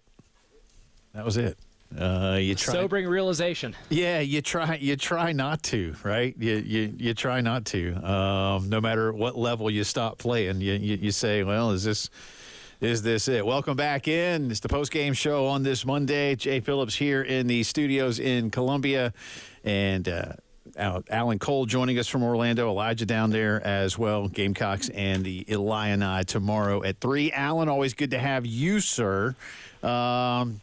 When you look at what this game means, you hear a guy like Alex Huntley. Not a lot of opt-outs here. Two that are obvious. In terms of maybe why with Kyle Kennard and Rocket Sanders, and with Rocket's injury history. But it says a lot, it would seem, about how many guys want to give it a go in an era when a lot of guys are really looking out for the next level rather than this one. I think it's everything just about these guys, not only this program, Beamer, culture, all the buzzwords you hear, but these guys want to finish it the right way. And you could argue that, okay, maybe a Clemson win was the right way for them, but getting a 10th win's a big deal. We've heard all the stats. They've only done it 4 times ever, all that. And, a guy like Boogie there, you just, had him the clip. He's been here since before Beamer was even here. He's a 5th-year senior. He stuck around through a coaching change, through position coach changes. I wrote about Vershawn Lee yesterday a little bit. 5-year guy. He's blocked for 6 different quarterbacks. Think about that for a second as a college offensive lineman. These guys have been here a long time, and this is like, I think, kind of the end of the first chapter of the Beamer era, whether they win or lose. Just the guys who stuck with him either after Muschamp got fired and they're already here or committed in that first recruiting class are going to be leaving after this game. Mostly, I guess Luke Doty's still going to be around, but this is kind of the end of that first chapter, and they want to end it, in the right way. Yeah, certainly. I mean, that's the thing about, in terms of non-playoff bowl games, I think this one probably is the one that means the most for both teams. Like, take, for instance, the game before ours tomorrow, right? Alabama, Michigan. They met in the Rose Bowl in the playoff last year. So obviously meeting in the ReliaQuest Bowl on the last day of the calendar year in 2024 does not mean the same as when they met on the first day of the calendar year in 2024. But for these two teams too, both 5-7 last year, turned things around, and by many accounts overachieved, means this bowl game is significantly bigger. And even hearing Brett Bielema talk about it today, Alan, kind of hit home like how big of an opportunity this is for them too. And from a physicality standpoint, I think they're up for the challenge, even if they are missing a big player on the outside. No, you said physicality, man. That's the whole thing, right? Like, this is a Brett Bielema coach football team. Going back to whether it's Wisconsin, Arkansas, now at Illinois, you know what you're going to get. They're going to run the ball. They're going to stop the run well. They're going to be annoying to play against. They're going to be pretty well coached. And obviously they're not the most talented team. That was I don't think you were down here yet, Elijah, but Illinois' DC Aaron Henry talked, I guess it would have been on Saturday, just about how well they develop, how he feels that they can get 2 and 3 stars, they can be other teams 4 and 5 stars. It's just a well-coached football team that's going to be really physical, and you know that's what you're going to get with a Bielema team. And, yeah, absolutely, I think they're motivated every bit as much as South Carolina to try to get that 10th win, and they have a lot of seniors, too, to finish this out the right way. You just hit on something that I think is very apropos, and I wouldn't have used the word. I didn't even think of it, but I think it absolutely fits, and it's they're going to be annoying to play against. I think it's one reason in the back of my mind that I picked a low score in this game. I picked 20-13 South Carolina. The over-under's at 49, so I'm going way under, Alan. But that's one of the reasons why. I'm just curious from what you're hearing from the team, from the guys around the team on going up against this and what that looks like. As I think you nailed it, man. I think it can be very frustrating to play at times against a Bielema-type team. Oh, for sure. I think when you're playing against a team that doesn't make a lot of mistakes generally, even if they're not the most talented, you're not playing Ohio State in this game, and Alabama, anything like that, but when you're playing a team that's not going to beat themselves and you have to go out and take it from them, that can be frustrating. That can be demoralizing at times. And that's not to say South Carolina does beat itself a lot. But I think, Luke Altmaier, their quarterback, he's got 21 touchdowns to 5 picks this year. Like, they don't turn the ball over a lot. They don't commit a lot of penalties. They're the top 50 nationally in fewest penalties. It can be a very, like you said, a frustrating game to play against. And especially when you talk about what can break that up, what can break up kind of the monotony of a down-to-down physical game. It's explosive plays. Well, your biggest explosive threat, and Rocket's not going to play in this game. So you're going to have to find that somewhere else. And that's going to be the tough thing, finding an explosive play in this defense. And I think that's the fun part about the challenge of, in Mike Shula's first game calling plays for the South Carolina offense, it's going to be against a team that has a season of working other teams up front, right? And not having Rocket Sanders, having to figure out exactly, without messing up continuity and the lingo of the offense, how to be able to move the ball consistently against Illinois. But what do you think is kind of the biggest thing that South Carolina has an advantage when it comes to facing a defense like Illinois'?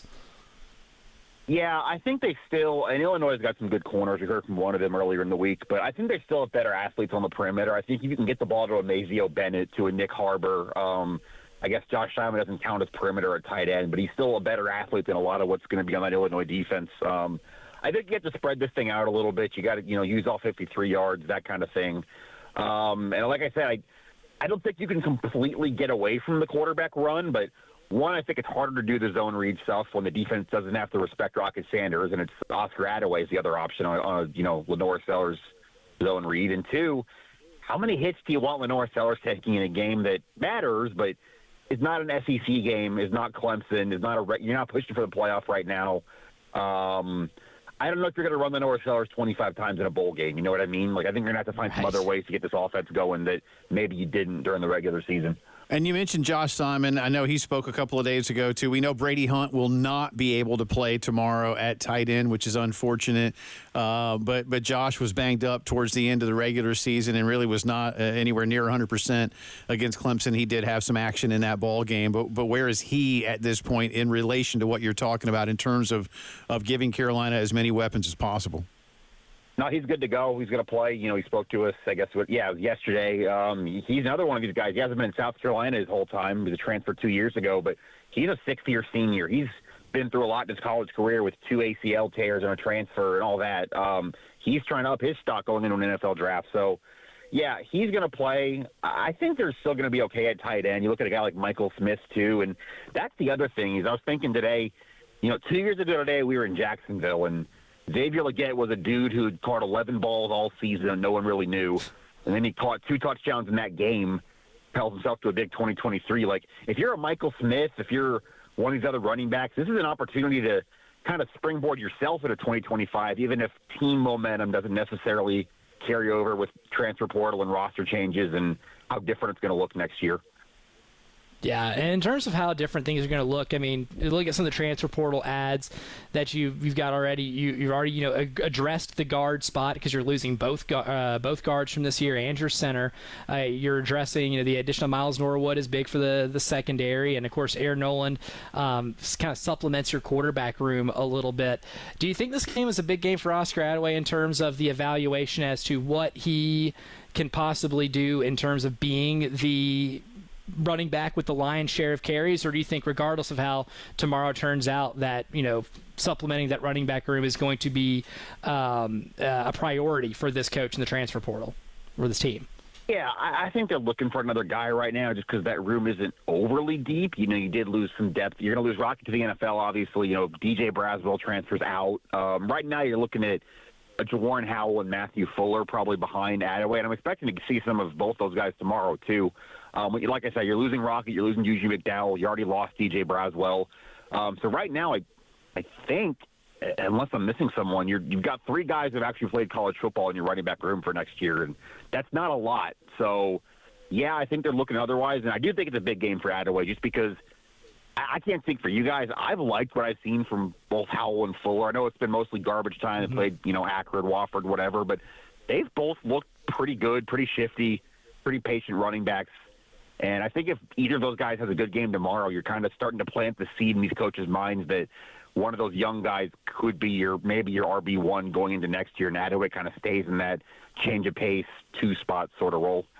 And, Alan, I got about a minute left, but on that final note there, Mike Shula was asked about a running back by committee, and Shane mentioned that a couple of times already, too. But I feel like Shane Beamer's the kind of coach that is going to implore his OC, whoever that may be, to say, hey, without Rocket, let's give all these guys that opportunity. Is it going to be a hot hand? What are you kind of hearing about what running back usage might look like, at least, say, in the first half? Yeah, I think it's going to start with Attaway. He's been the number 2 guy all year. But, yeah, I think it's a hot hand's probably a good way to describe it. They're going to rotate a little bit. I definitely think they want to get Juju McDowell some carries. And, again, another guy, his last college game after 4 years in the program. Yeah, I think it's going to rotate a bit. I would still expect Attaway to end up with the most carries. But I wouldn't be surprised if you look over the box score and all of, Attaway, McDowell, Fuller, Howell have some carries by the end of this game. Yeah. Alan, last thing, I know you've been down there longer than Elijah has. Cloninger not in jail, is he? No, he's all good. He's at least not yet. We got one more day out here. For now, yeah, a little presumptuous there. Just making sure. Yeah, just making sure. He's got a son to kind of model things for these days. So I just want to make sure that he's in good shape. Alan, appreciate you, buddy. Have fun tomorrow. We'll talk soon. Yep. Thanks for having me. That's Alan Cole, GamecockScoop.com. Alan __ Cole to follow on Twitter. This is the postgame show.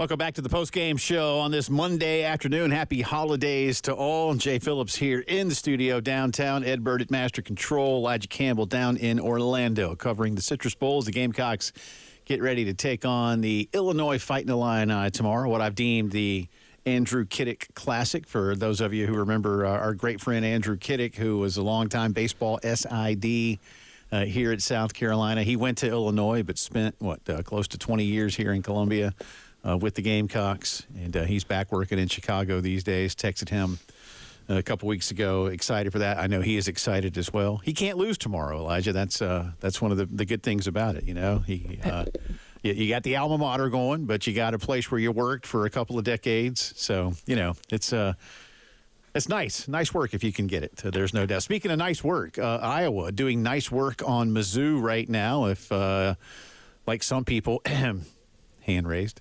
You don't really like Missouri all that much. Iowa up 10. Still a few minutes to go. Third quarter, 24-14 on Iowa's last drive. Missouri committing a couple of really dumb personal fouls.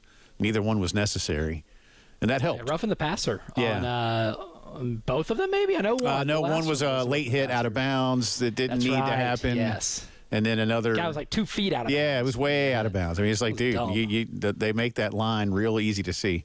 And it's large. Yeah. Can't miss it. Yeah. And then, a needless roughing the passer and a two-hand shove. It wasn't even a hit. It was like, I'm just going to push you down. So, but to be fair, Mizzou held Iowa to a field goal. So, again, Iowa up 10 with a couple of minutes left in the third quarter. We got headlines coming up for you and a lot more sound from Coach Beamer. Yours truly, if you will indulge me, was not here when we found out that our great friend Gamecock Larry Griffin passed away. And I was at Larry's funeral on Saturday. I was able to speak with several of his family members and those who were taking care of Larry late in life. And as you might expect, it was not hard to see and feel just how much love there was for Larry. And we knew he wasn't doing well. In fact, Elijah, I want to say, I can't remember if it was the last phone call that you and I had with him on air when he told us he'd been in the hospital for a few days. But it was right around then, and I had heard that he was not doing well. That was shared with one of our staff members, and we were certainly, pulling for Larry, who's been through a lot the last few years. But I'm going to say a couple of things, and I'll do my best to get through it. First, I want to tell y'all, and many of you may remember the phone call, if you're regular listeners. This is obviously when I was doing the midday show. But I knew that Larry and I were in a good place with one another because we hollered at each other. And you know your family at that point, right? When you can kind of hug it out. Larry called. This was when Frank Martin was still coach. And full disclosure, I was a big supporter of Frank's, and I understood why he needed to go when he went. But this was while he was still coaching. But, part of my job and any of what we do, Elijah, is results are results. Those are facts. How we interpret them and what opinions we want to lay on them, it depends on the point of view and the moment, et cetera, et cetera. But things were not going well at this particular point in time for Carolina men's basketball, and I was being critical on the air, and Larry called, and he kind of let me know that he didn't like the way I was phrasing some of the things I was saying about Frank and the basketball team, and that's the eternal optimist and lover of the Gamecocks that was Gamecock Larry. And I said, Larry, I get it, man, and I'm paraphrasing, obviously. I said, but look, if you don't like it, tough, because I'm going to tell you what I feel, just like you're going to tell me what you feel. And that's the nutshell version. But again, everything was fine. But Larry, again, in his own way, hollered at me. I hollered back. Everything was good. But I've also told the story, and I made mention of this on Twitter, and I sent a picture that was taken with Larry and Brent Johnson and me at our tailgate show stage over in Gamecock Village. And I believe it was from 2016. That was the first time I'd ever met Larry in person, even though he'd been a regular caller to the radio station for years. And I've been fortunate to meet, a couple of presidents of the United States and some, movie. I met Charlton Heston once. I've met rock and roll stars. I've met athletes through my career. I was never more excited to meet anybody than I was to meet Gamecock Larry. He was a wonderful human being. He came and did shows with us here in the studio a few times for Veterans Day, and we're going to miss him dearly. And to his entire family, thank you for sharing him with us. He was a wonderful man, and he meant a lot to everybody around here. Hour 3 coming up.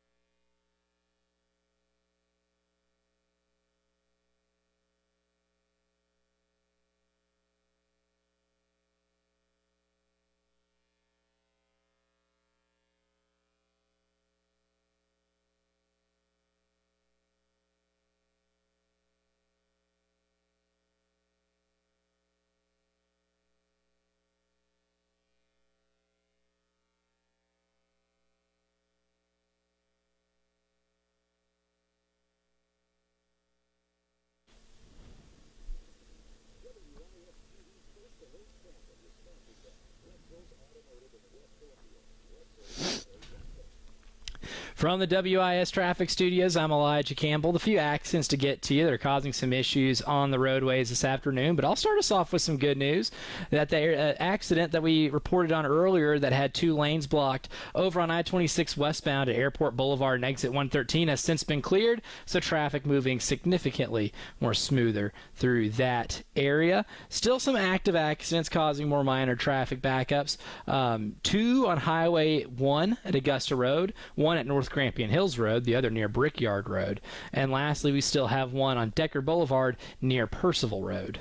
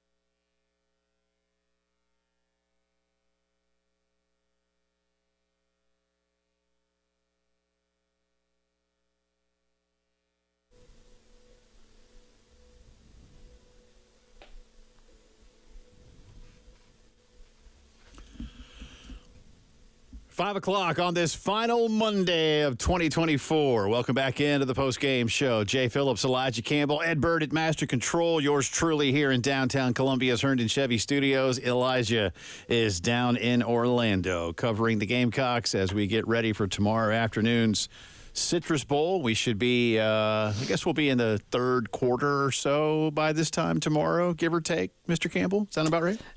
So a game starts at 3. This is 5 o'clock. These things are usually about 4 hours long. Yeah, about maybe start of the third quarter, All right. I would say. Yeah.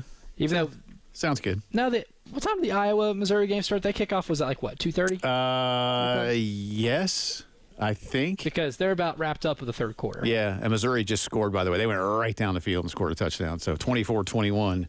Yeah, Marquise Johnson happened. That guy, pretty good deep threat. Yeah. Pretty good receiver. I don't like Missouri. Yeah, I'm not a huge fan. And I probably shouldn't always say things like that, but I just don't.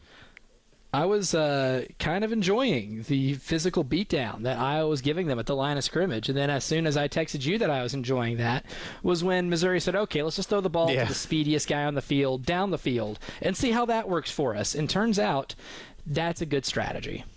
Elijah covered like Ohio State. Right. Elijah covered the joint press conference with coaches Beamer and Bielema earlier today. We'll get into they fist fought. That's right. I was going to say, yeah, they arm wrestling wrestled. and everything else, yeah. But we do have some sound from Shane and a couple of his assistants, the coordinators, Mike Shula and Clayton White. Let's start with Coach Beamer, just assessing where things are from a practice perspective. I think good. You know, we went through, Phil, back in Columbia. We did our normal game week routine where we went through a Sunday, a Monday, a Tuesday, a Wednesday, a Thursday practice back in Columbia. And then similar schedule or model that we've done on other bowl games where we get down to the bowl site and we basically repeat the week, but it's a little bit shorter meetings and time on the field. But I feel like it was good. You know, expect a little bit of sloppiness just being off since the 22nd. But we came over here yesterday and ran around a little bit, just let them break a sweat, kind of get back into the swing of things. And they were good today. Would like it to be better tomorrow, no question about it. But thought it for a first day in Orlando, it was good. And that was from a couple of days ago, Elijah. So they've obviously gotten into a little bit more of the bowl prep. And before I let you comment on some of the things that he added to today, it is a bowl game. And unlike, say, you know, the bowl games, I'm air quoting, that are playoff games, there are still some fun things attached to that. And Shane says that's important. The great thing is about bowl games is you come in and you get a week together, and we've talked about it as a team, that we've had some awesome moments as a team in 2024 on and off the field, and this week we'll be able to create many more moments, whether it's today at Fogo de Chao and the Magic game tonight, or tomorrow at Universal Studios, or whatever else they got going on this week. That's what's great about bowl games and why I love bowl games so much. And we talked about it this morning in our team meeting, that this is the last 4 days that this team will ever be together, and make sure that we don't waste this opportunity that we have down here in Orlando, on and off the field, know when it's time to have fun, which there's certainly time for that, and know when it's time to work, and there's obviously a lot of time for that too. Somewhat serious question, Elijah Campbell. Somewhat serious answer. Yeah, well, let's see. Does the staff at Fogo de Chao or any Brazilian steakhouse gulp when they see a college football team come in and know that, you know, you pay one price and you can just keep on eating? It's I think, you know, they're built for that challenge. You know that gif of Cam Newton when he's standing on the sidelines and he looks at the opposing offense that just scored, and he kind of looks ahead and he nods his head. He's like, okay, time to get to work. I think that's the response, right? They kind of look ahead and they're like, okay, it's time to put the big boy pants on. It's time to earn our keep today, and those men and women at that Brazilian steakhouse certainly earned their keep when, you know, a SEC football team walks in ready to eat everything in that building, and I assume they did. Yeah, I guess they at least like phone ahead, right? Like this is not. This is At not least like, give them that courtesy. Right. At least give them that. This is I mean, not when you're on a field trip to McDonald's and you overwhelm the McDonald's for 20 minutes. This is probably Yeah, different. look. Like, hey, we're bringing in 100 people that average about 200 plus each. Yeah, it's that's the thing. That was that restaurant's Super Bowl, right? And usually when you have your Super Bowl, you have time to prepare for it. Nobody wakes up in the NFL and says, "All right, you're supposed to play the Super Bowl tonight." You have 3 hours to prepare for all the marbles. No, you have to have time to prepare. So I mean, if you are going to do that, you should at least give them, I'd say, a week's heads up. You got to game plan the same way this team would game plan for a football game. Yeah, no, I'm sure they did, but I can only imagine what that must be like. But those places are fun, man, and I love the little the little coaster thing they give you at Brazilian steakhouses. Like, yeah, keep it coming, man, or no. Yes, I'm good. I'm good. But here's the thing: if you've never been to a Brazilian steakhouse, they have like a whole. Most of them, anyways, ones I've been to, they have like the kind of like buffet line of all the different sides and whatnot, salads and beans and potatoes or whatever rice, whatever. Do yourself a solid. Don't go there. Not to the restaurant. no. Just don't go to the sides bar because then you'll just get full. There's no need for that. If you want like a roll or something, sure. Or a salad might help you. Maybe a little bit of vegetable somewhere, But otherwise, no, you just stay at the table and you let them keep coming by and carving meat, man. Oh, absolutely. The one time I've ever been to a steakhouse is Rodizio's in Nashville for a holiday party for one of my old radio stations. And yeah, that's when I really discovered what it meant to have the meat sweats, and it was fantastic. I'd do it again. I'd do it again right now. I mean, I had a heavy lunch earlier today. I'd do it right now. It was a great experience. Yeah, the one here, Cowboy Downtown on Main, it's good, man. We've been a couple times, and it's good. But Fogo de Chao, big national chain. But when I heard Shane say that, I remember watching that press conference this weekend going like, oh, man, what that must be like. That being said, sir, again, a couple of, you could tell on his face he was being kind. And he's often, as you well know, he's very honest about practice assessments, and I think he kind of mentioned it there, like, I'd like it to be better the next time we do it. So what has been the word around practices since that? And what did you hear this morning? What have you been hearing since you've been in Orlando about how they've looked? Have they sharpened up? I haven't heard as much about, practice performance in particular, but I mean, Shane feels really confident about how the defense is looking, even in Kyle Kennard's absence. That was something he was asked today, too. And he did allude to the guys that have some significant opportunity on the edge rushing position opposite of Dylan Stewart, your JT Gears, your Desmond Umeozulus, Brian Thomas Jr.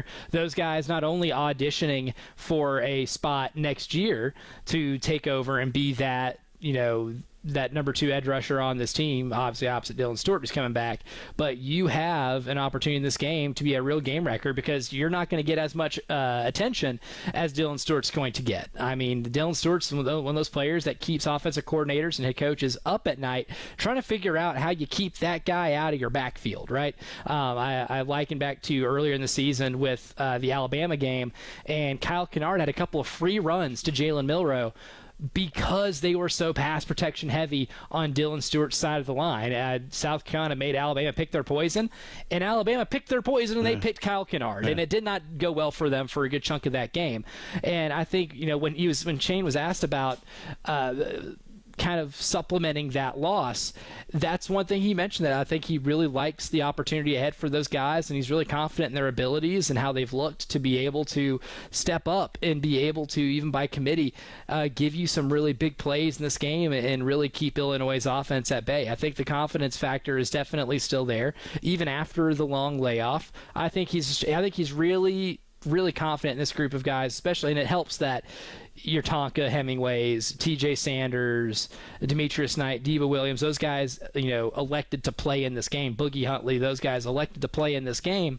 That only makes that opposite edge rushing position, which really is the only question mark for this defense, makes that a hell of a lot less of a concern with everybody else coming back, playing this game, and being something that Illinois has to account for in every snap. One of the other big changes, of course, for South Carolina is a new offensive coordinator. By now, most of you certainly know that Dowell Loggins has become the head coach at Appalachian State. Mike Shula, who was on staff as a quarterback analyst and assistant coach and really teacher, mentor for Lenoris Sellers, has been named South Carolina's OC. And while Lenoris's game speaks for itself, South Carolina's opt-outs, there are only two, Kyle Kennard being the one that Elijah just mentioned. Rocket Sanders on offense means that it'll be a different look running back-wise for the Gamecocks tomorrow afternoon. Here's Coach Shula on how he's looking. Cut 17 there, Ed. Yeah, this is running back by committee, Coach? So we each week we got to be ready, kind of look at our depth chart and where guys potentially there could be a lack of depth quickly, and so it'd be potentially different personnel groupings or other guys stepping in, and we want to. Like I said earlier, kind of keep building and doing the things that we've been doing. But if we have to tweak personnel because of injury or whatever, then we'll do that and come up with like as we've done this during the course of this week, just come up with a plan for other people stepping in. We talked about it in the last hour, Elijah, you and I did with Alan Cole, and certainly Oscar Attaway, you would think, is going to be the number one guy, at least in terms of starting tomorrow. Now, what that looks like in terms of rotation, we don't really know. And I will be curious to see, because I think it's going to matter. If only because I think Alan really nailed it, and you guys were talking about, it was one of the questions that you asked him, the usage of Lenoris as a runner tomorrow is going to be one where I think there's not necessarily caution that'll be used, but you may not want to run him as much in a game like this if you can get some guys going behind him. Well, certainly. I mean, like the element of risk is significantly still here, right? I mean, knock on wood. I'm knocking anything that looks like wood in this room that I'm in right now. I mean, any type of injury that he sustains that's bad can linger over to next year and mess up the start of your 2025 season, which offensively has a lot of promise potentially to it. That's the last thing you want to do. So, I mean, you still want to have a little bit of caution with how you use Lenoris, and at the same time, too, if you want to use this game as not just a chance to win game number 10 on the season and make a little history, if you also want to use it as an evaluation tool or period, you can't really do that if your quarterback's running the ball twice as much as the next highest rushing attempt running back, right? I mean, you need to be able to see what Oscar Attaway can do with 15 carries potentially. Or if you want Jawarn Howell or Matthew Fuller to be a bigger part of this offense next year, and you want some type of sample size of that, you probably should give them 6, 7, 8 carries in this game, or use them maybe a lot more than that you've seen them this year. Not just because you're going to get a much better look as to what they are against Illinois starters, as opposed to Wofford's and Akron's starters and second teamers in garbage time, right? Like, that's not a great evaluation tool. This would be. So the more Lenoris Sellers runs, which, yes, would help you more in this game, would take away how much you're able to actually evaluate these guys in a real game setting against a high-quality front seven. That's a decision that has to be made, but I think we'll see a lot of those guys because of that, and we'll see a pretty decent balance. More from Elijah on what he covered in this morning's press conference, and we'll have some sound from Gamecock defensive coordinator Clayton White on how to attack the Illinois offense as we get ready for tomorrow's Citrus Bowl. You're listening to the postgame show.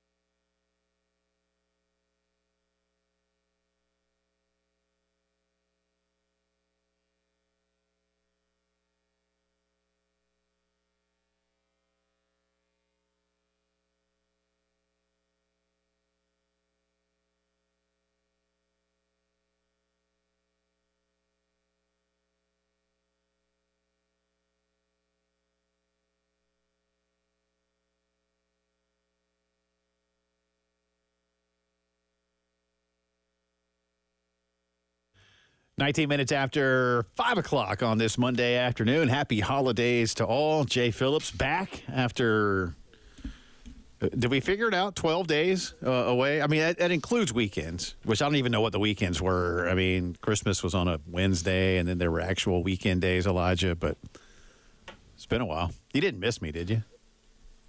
We got a little lonely in that studio from time to time. Ed Bird came in and produced for me one day that kind of helped it. But, there were a couple days where it's just me in that studio by myself behind that soundboard, and everybody else taking some days off too. So it was kind of lonely there in the building. So there were a few days. Some companionship would have been nice, but we made it through. You could have called to have me. you back. I mean, you could have called me. I wouldn't have answered, but you could have called. And I could have called, yes, but also what you just said, you wouldn't answer. I knew you wouldn't answer, so. Or I might have been what?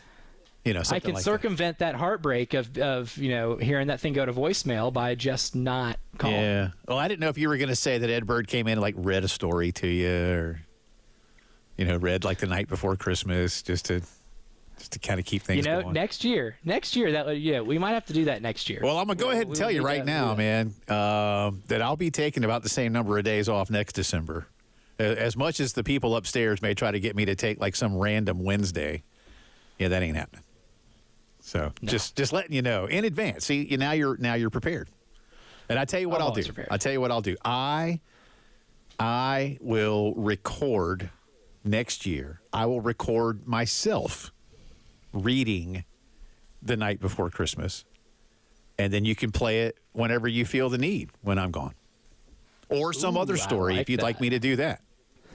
You tell me. Another thing that we can do, we would just have to, really devote the time is just listen to all the audio from this year and past years, and just splice together the words to Night Before Christmas and just put it all together. Now, this would take days of listening to old shows and listening for specific words, splicing those words out, and then piecing it all together. A fool's errand that no soul on this planet would ever want to do. However, it would be really funny if actually applied. Yes. Well, we'll see. Well, it would be hilarious. That's would be genuinely really funny. There's a New Year's resolution of sorts.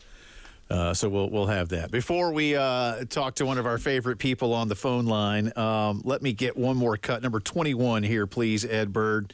Coach Clayton White on Illinois quarterback Luke Altmyer and how they'll do their best to defend him tomorrow.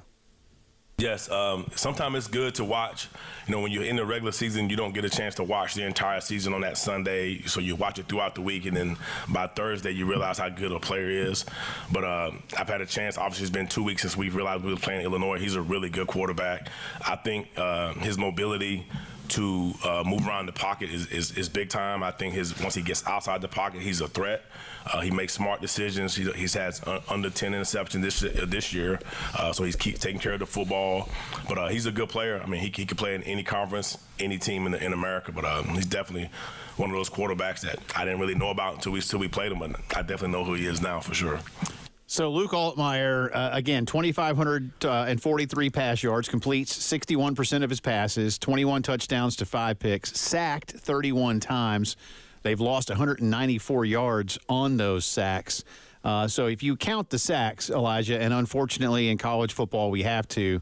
Yeah, I know. It makes Luke Altmyer the second, I don't want to say leading rusher, but has the second most carries on the team. Now, take away those 31, and he'd still be fourth on the team in carries, which is it shows you that he's a guy that they will have run the football when they need to, but that, as Clayton alluded to there, can keep things going. He's not going to dazzle you. I think you put it well, and I'm with you. I don't look at the term game manager as one that's disparaging the way some do. In a Brett Bielema offense, I think he does what is asked of him quite well. Oh, certainly. And this is a guy who has played in some really quarterback-friendly offenses, even from his days at Ole Miss.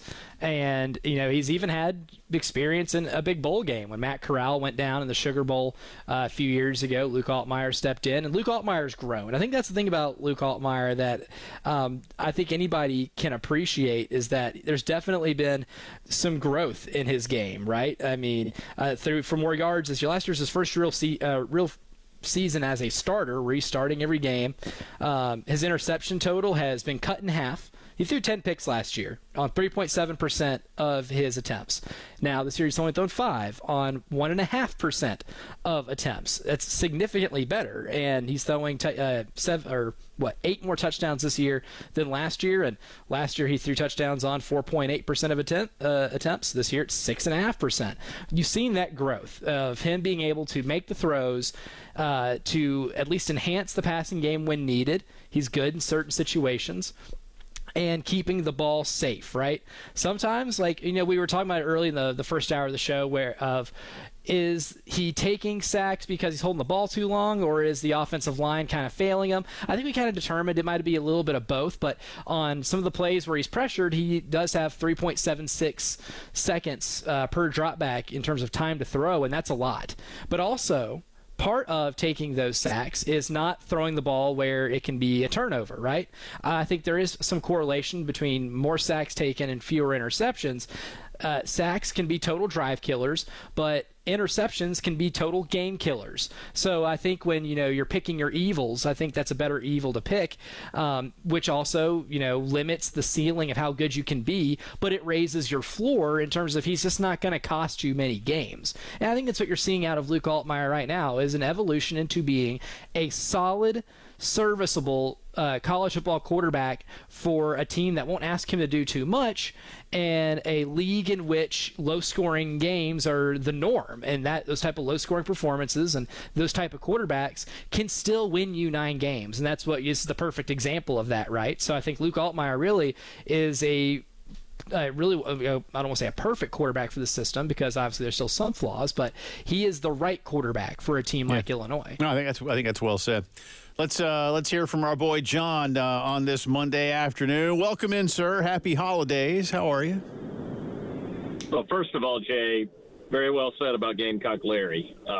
Always just – I thought about this not too long after he passed. He went out perfectly.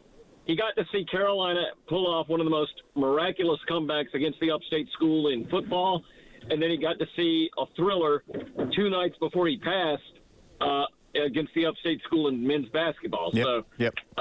If you're going to go out as a Gamecock, that's how you want to go out. No doubt. But looking forward to this ball game, you think about this. I love the fact that the Citrus Bowl picked us because, stop me if I'm wrong, the reason they picked us is because they know our fans are going to travel like nobody else. I mean, I'm going to be part of that group once I get going out of here tonight, heading down to Palm Coast to check into the hotel. Sorry, I'm backing into Dano's right now. But also, looking forward to the opportunity to possibly get 10 wins here. I mean, we've talked about it quite often. You want to be an elite program. The way to do that is to start getting double-digit wins and to start attracting championship-caliber players. You can do that in a game like this by getting that prestigious 10th win and doing something that's only happened 4 other times in program history. Looking forward to what Dylan Stewart can do in this ball game.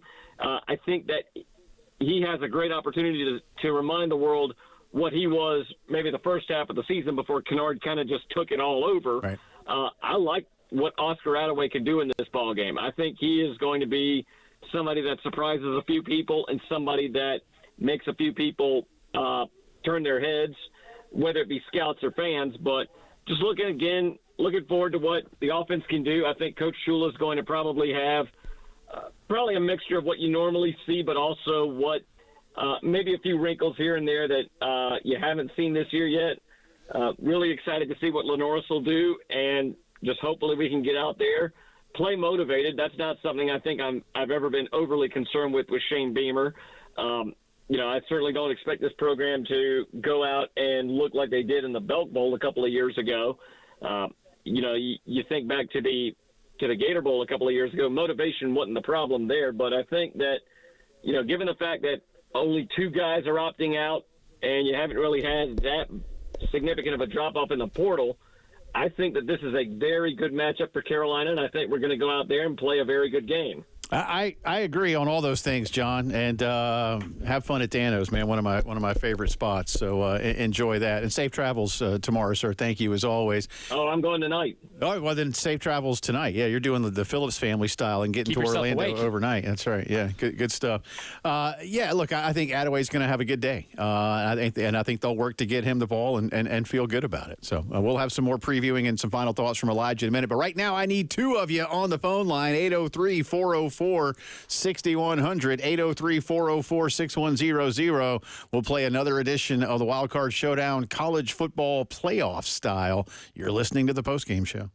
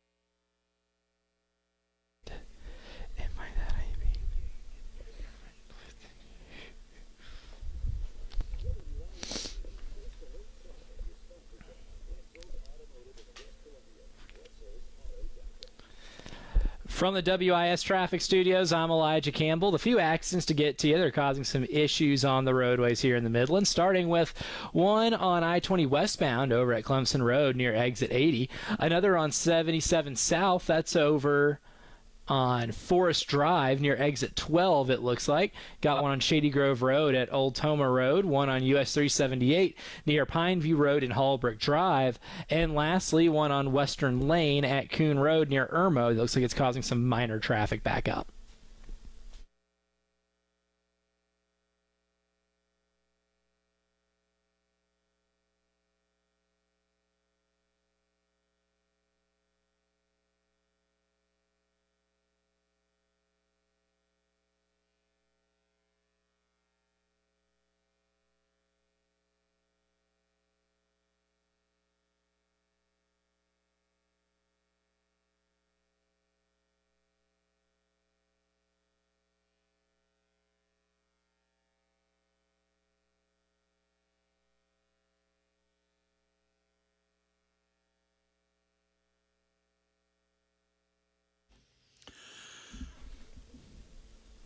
Welcome back into the post-game show on this Monday. Happy holidays to all. Nice to be back after a week plus with the family. Jay Phillips here in downtown Columbia's Herndon Chevy Studios. Elijah Campbell in Orlando, ready to cover the ball game tomorrow in person from Camping World Stadium. Elijah is going to a Pop-Tart tasting later tonight.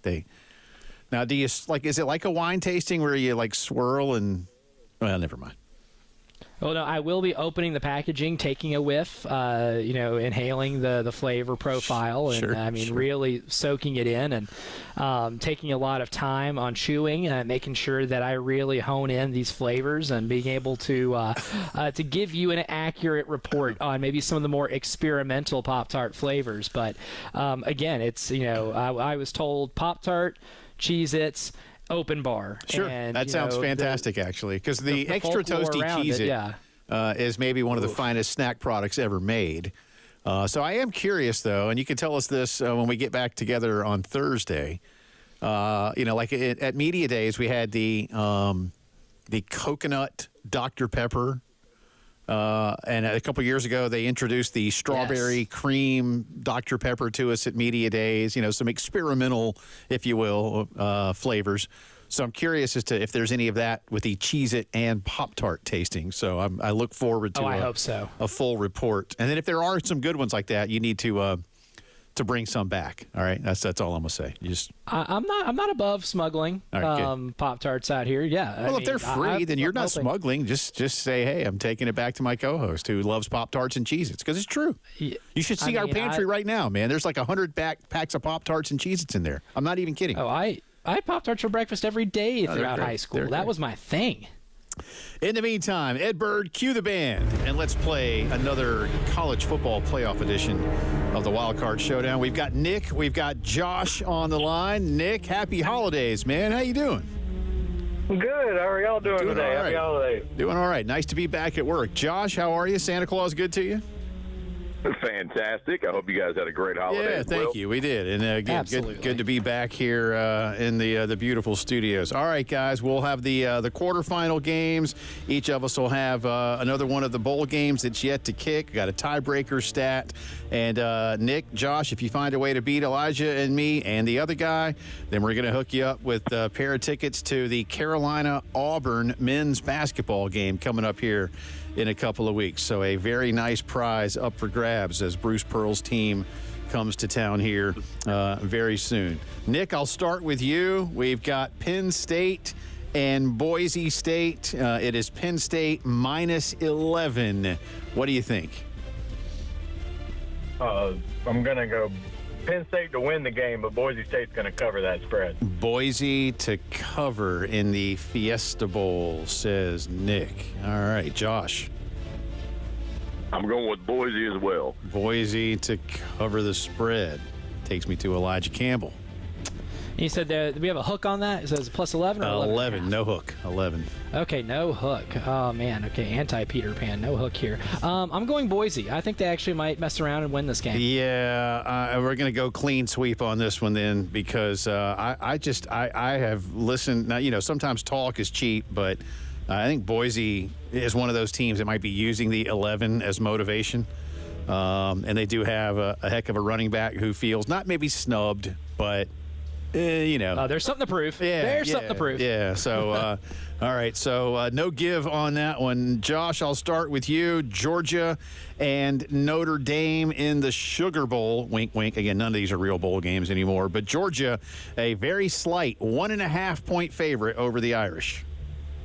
I'm going with the Irish. Going with Notre Dame. Nick. Let's go Dogs. Dogs to cover big. In that one, I, too, will take the Georgia Bulldogs to cover the spread and win the football game. Elijah Campbell? Yeah, America's going to hate this. Notre Dame's winning the game. Notre Dame. Well, I know some people that won't hate that, but, we'll see. All right, so that's 2-2 on that one. Good. We now have a little bit of competition going on. Texas and Arizona State. They are in they're in Atlanta. Again, they're calling it the Peach Bowl, whatever. Texas, a 13-point favorite in this one over the Sun Devils. Elijah, I'll start with you.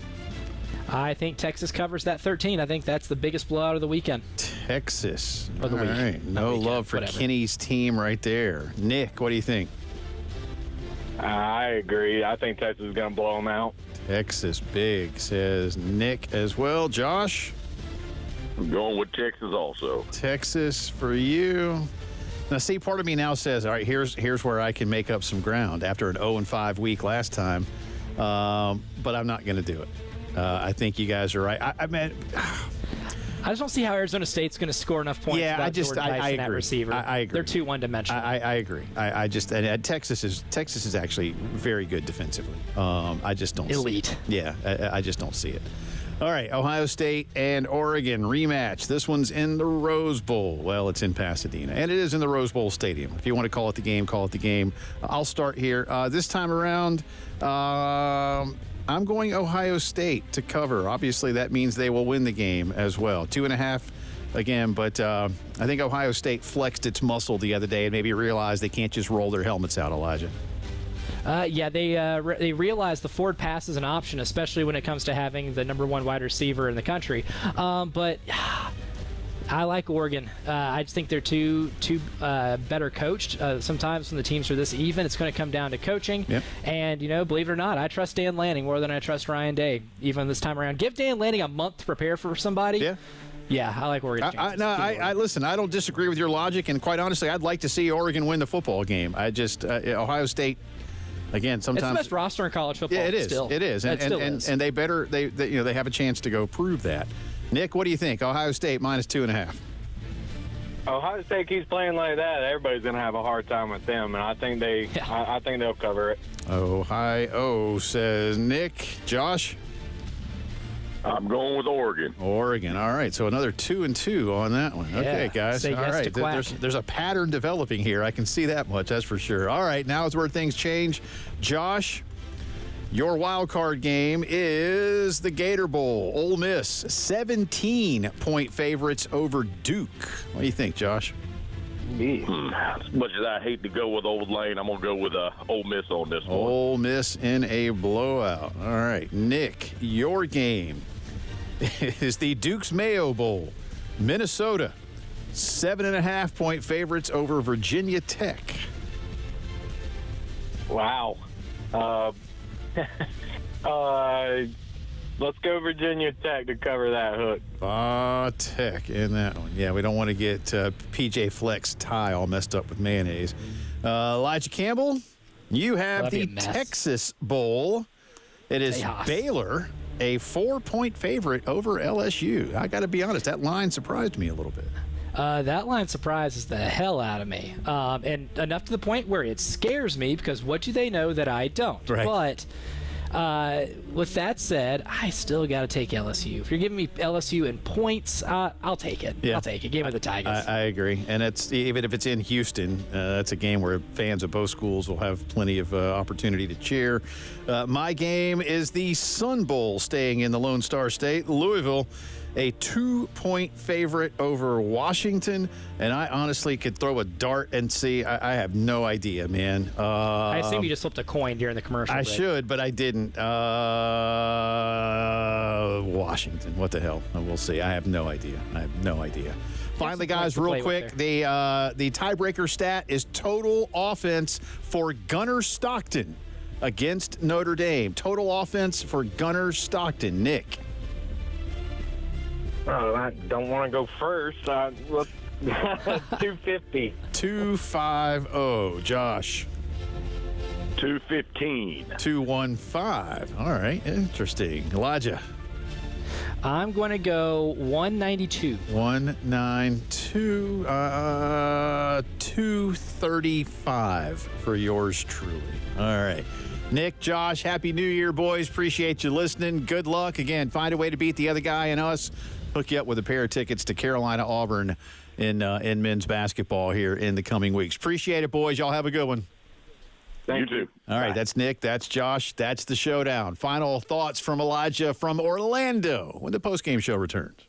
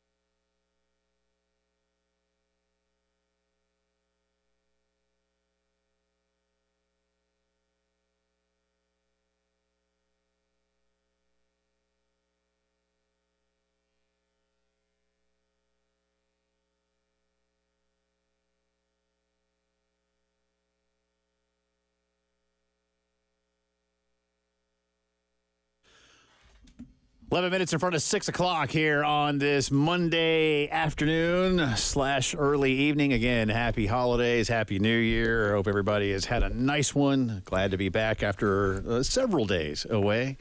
Jay Phillips here, Ed Bird at Master Control, Elijah Campbell down in Orlando. South Carolina, a 10-point favorite tomorrow, over under 49.5. Now, your score prediction I've just seen at Gamecock Central. For those who don't know, we here at 107.5 The Game, our staff, along with the staff at Gamecock Central, make picks every week.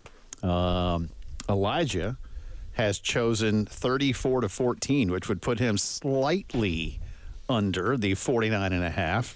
Burley. Yeah, yours truly, though, sees more of a Big Ten kind of game, and I went 20-13. I just think maybe there's a little rust, and as our buddy Alan Cole kind of alluded to, Elijah, it can be frustrating sometimes to play against an Illinois team that, you know, may go down and kick 3 but might have the ball for 7 or 8 minutes when they do it. So I don't know. We both have South Carolina winning this game, but you know, some of the things that you heard today that make you think, all right, Carolina's in good shape, because it feels like a lot of the staffers haven't just picked South Carolina to win, but to win quite easily. Yeah, I mean, when I look at this game too, I try to find, you know, like opponents on South Carolina's schedule from this year, and one of the ones that I kind of keep coming to in terms of what you're going to face defensively, as opposed to, you know, your opponent's defense, is Texas A&M, a team whose defense, you know, has, except A&M, significantly more talented, but their whole MO is playing physical, run first teams, and usually excel against the run, and you still got whatever you wanted. And that was one of Lenoir's best games as a passer too. I mean, that was one of his breakout games. I look at this matchup, and there's not many things. I mean, yeah, I don't think Oscar Attaway has a huge day. I don't think you have a huge day in terms of handing the ball off a lot. I think Lenoir's is going to be able to scramble, get out of bounds, pick up some chunk runs, just because he is so hard to bring down and he can be so elusive.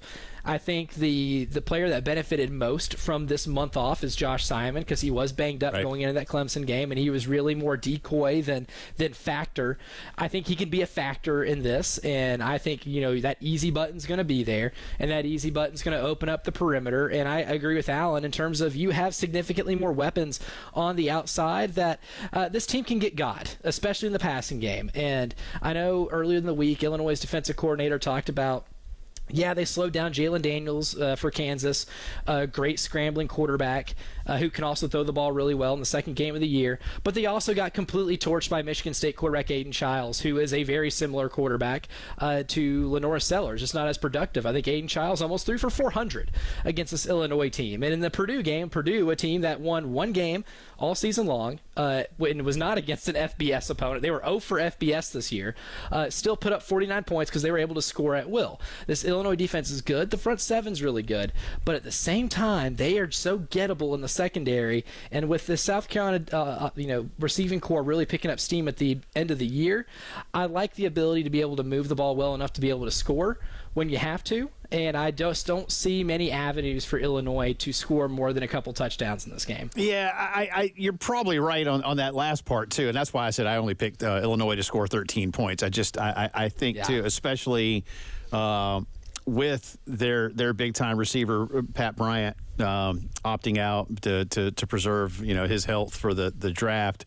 It takes a lot of things. And look, and as you mentioned earlier, Zachary Franklin is their number 2 wide receiver at 51 catches, but then you go to Colin Dixon next at 17. So it feels like South Carolina. Now, look, it doesn't mean that Dixon or some of the other guys behind him won't get some targets. They certainly will, but it certainly thinks someone's got to get up. Yeah, I was going to say South Carolina.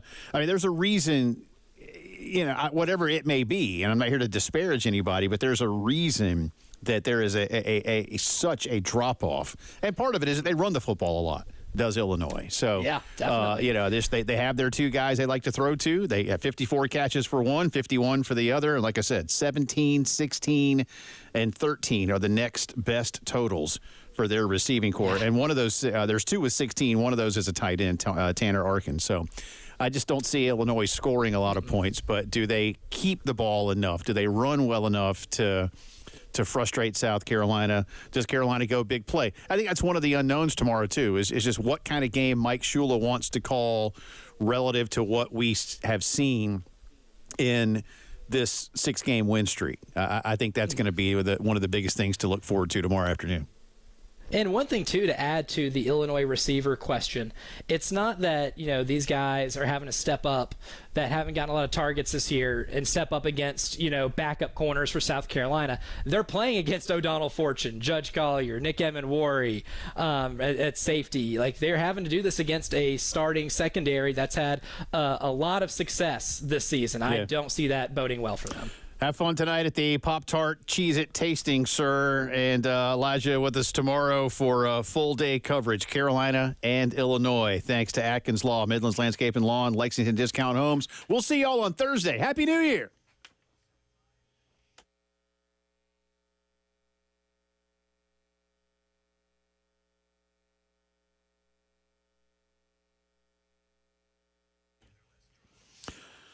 And one final note for you from our friends at the Joint Chiropractic Centers. Listen, these are good folks. Janet and Bob Keene been doing this a long time at their 4 locations here in Columbia. The goal is very simple. They want you to feel better, all right? And if you wake up with a little tightness in the body, holiday stresses, lugging the tree out to the curb or taking all the ornaments down, whatever it is, right? Anything, you got back, neck, shoulder, any kind of joint pain. The Joint Chiropractic Center's ready to help you out. You don't have to worry about insurance. You don't have to worry about an appointment. You can be in and out very quickly. You won't miss lunchtime.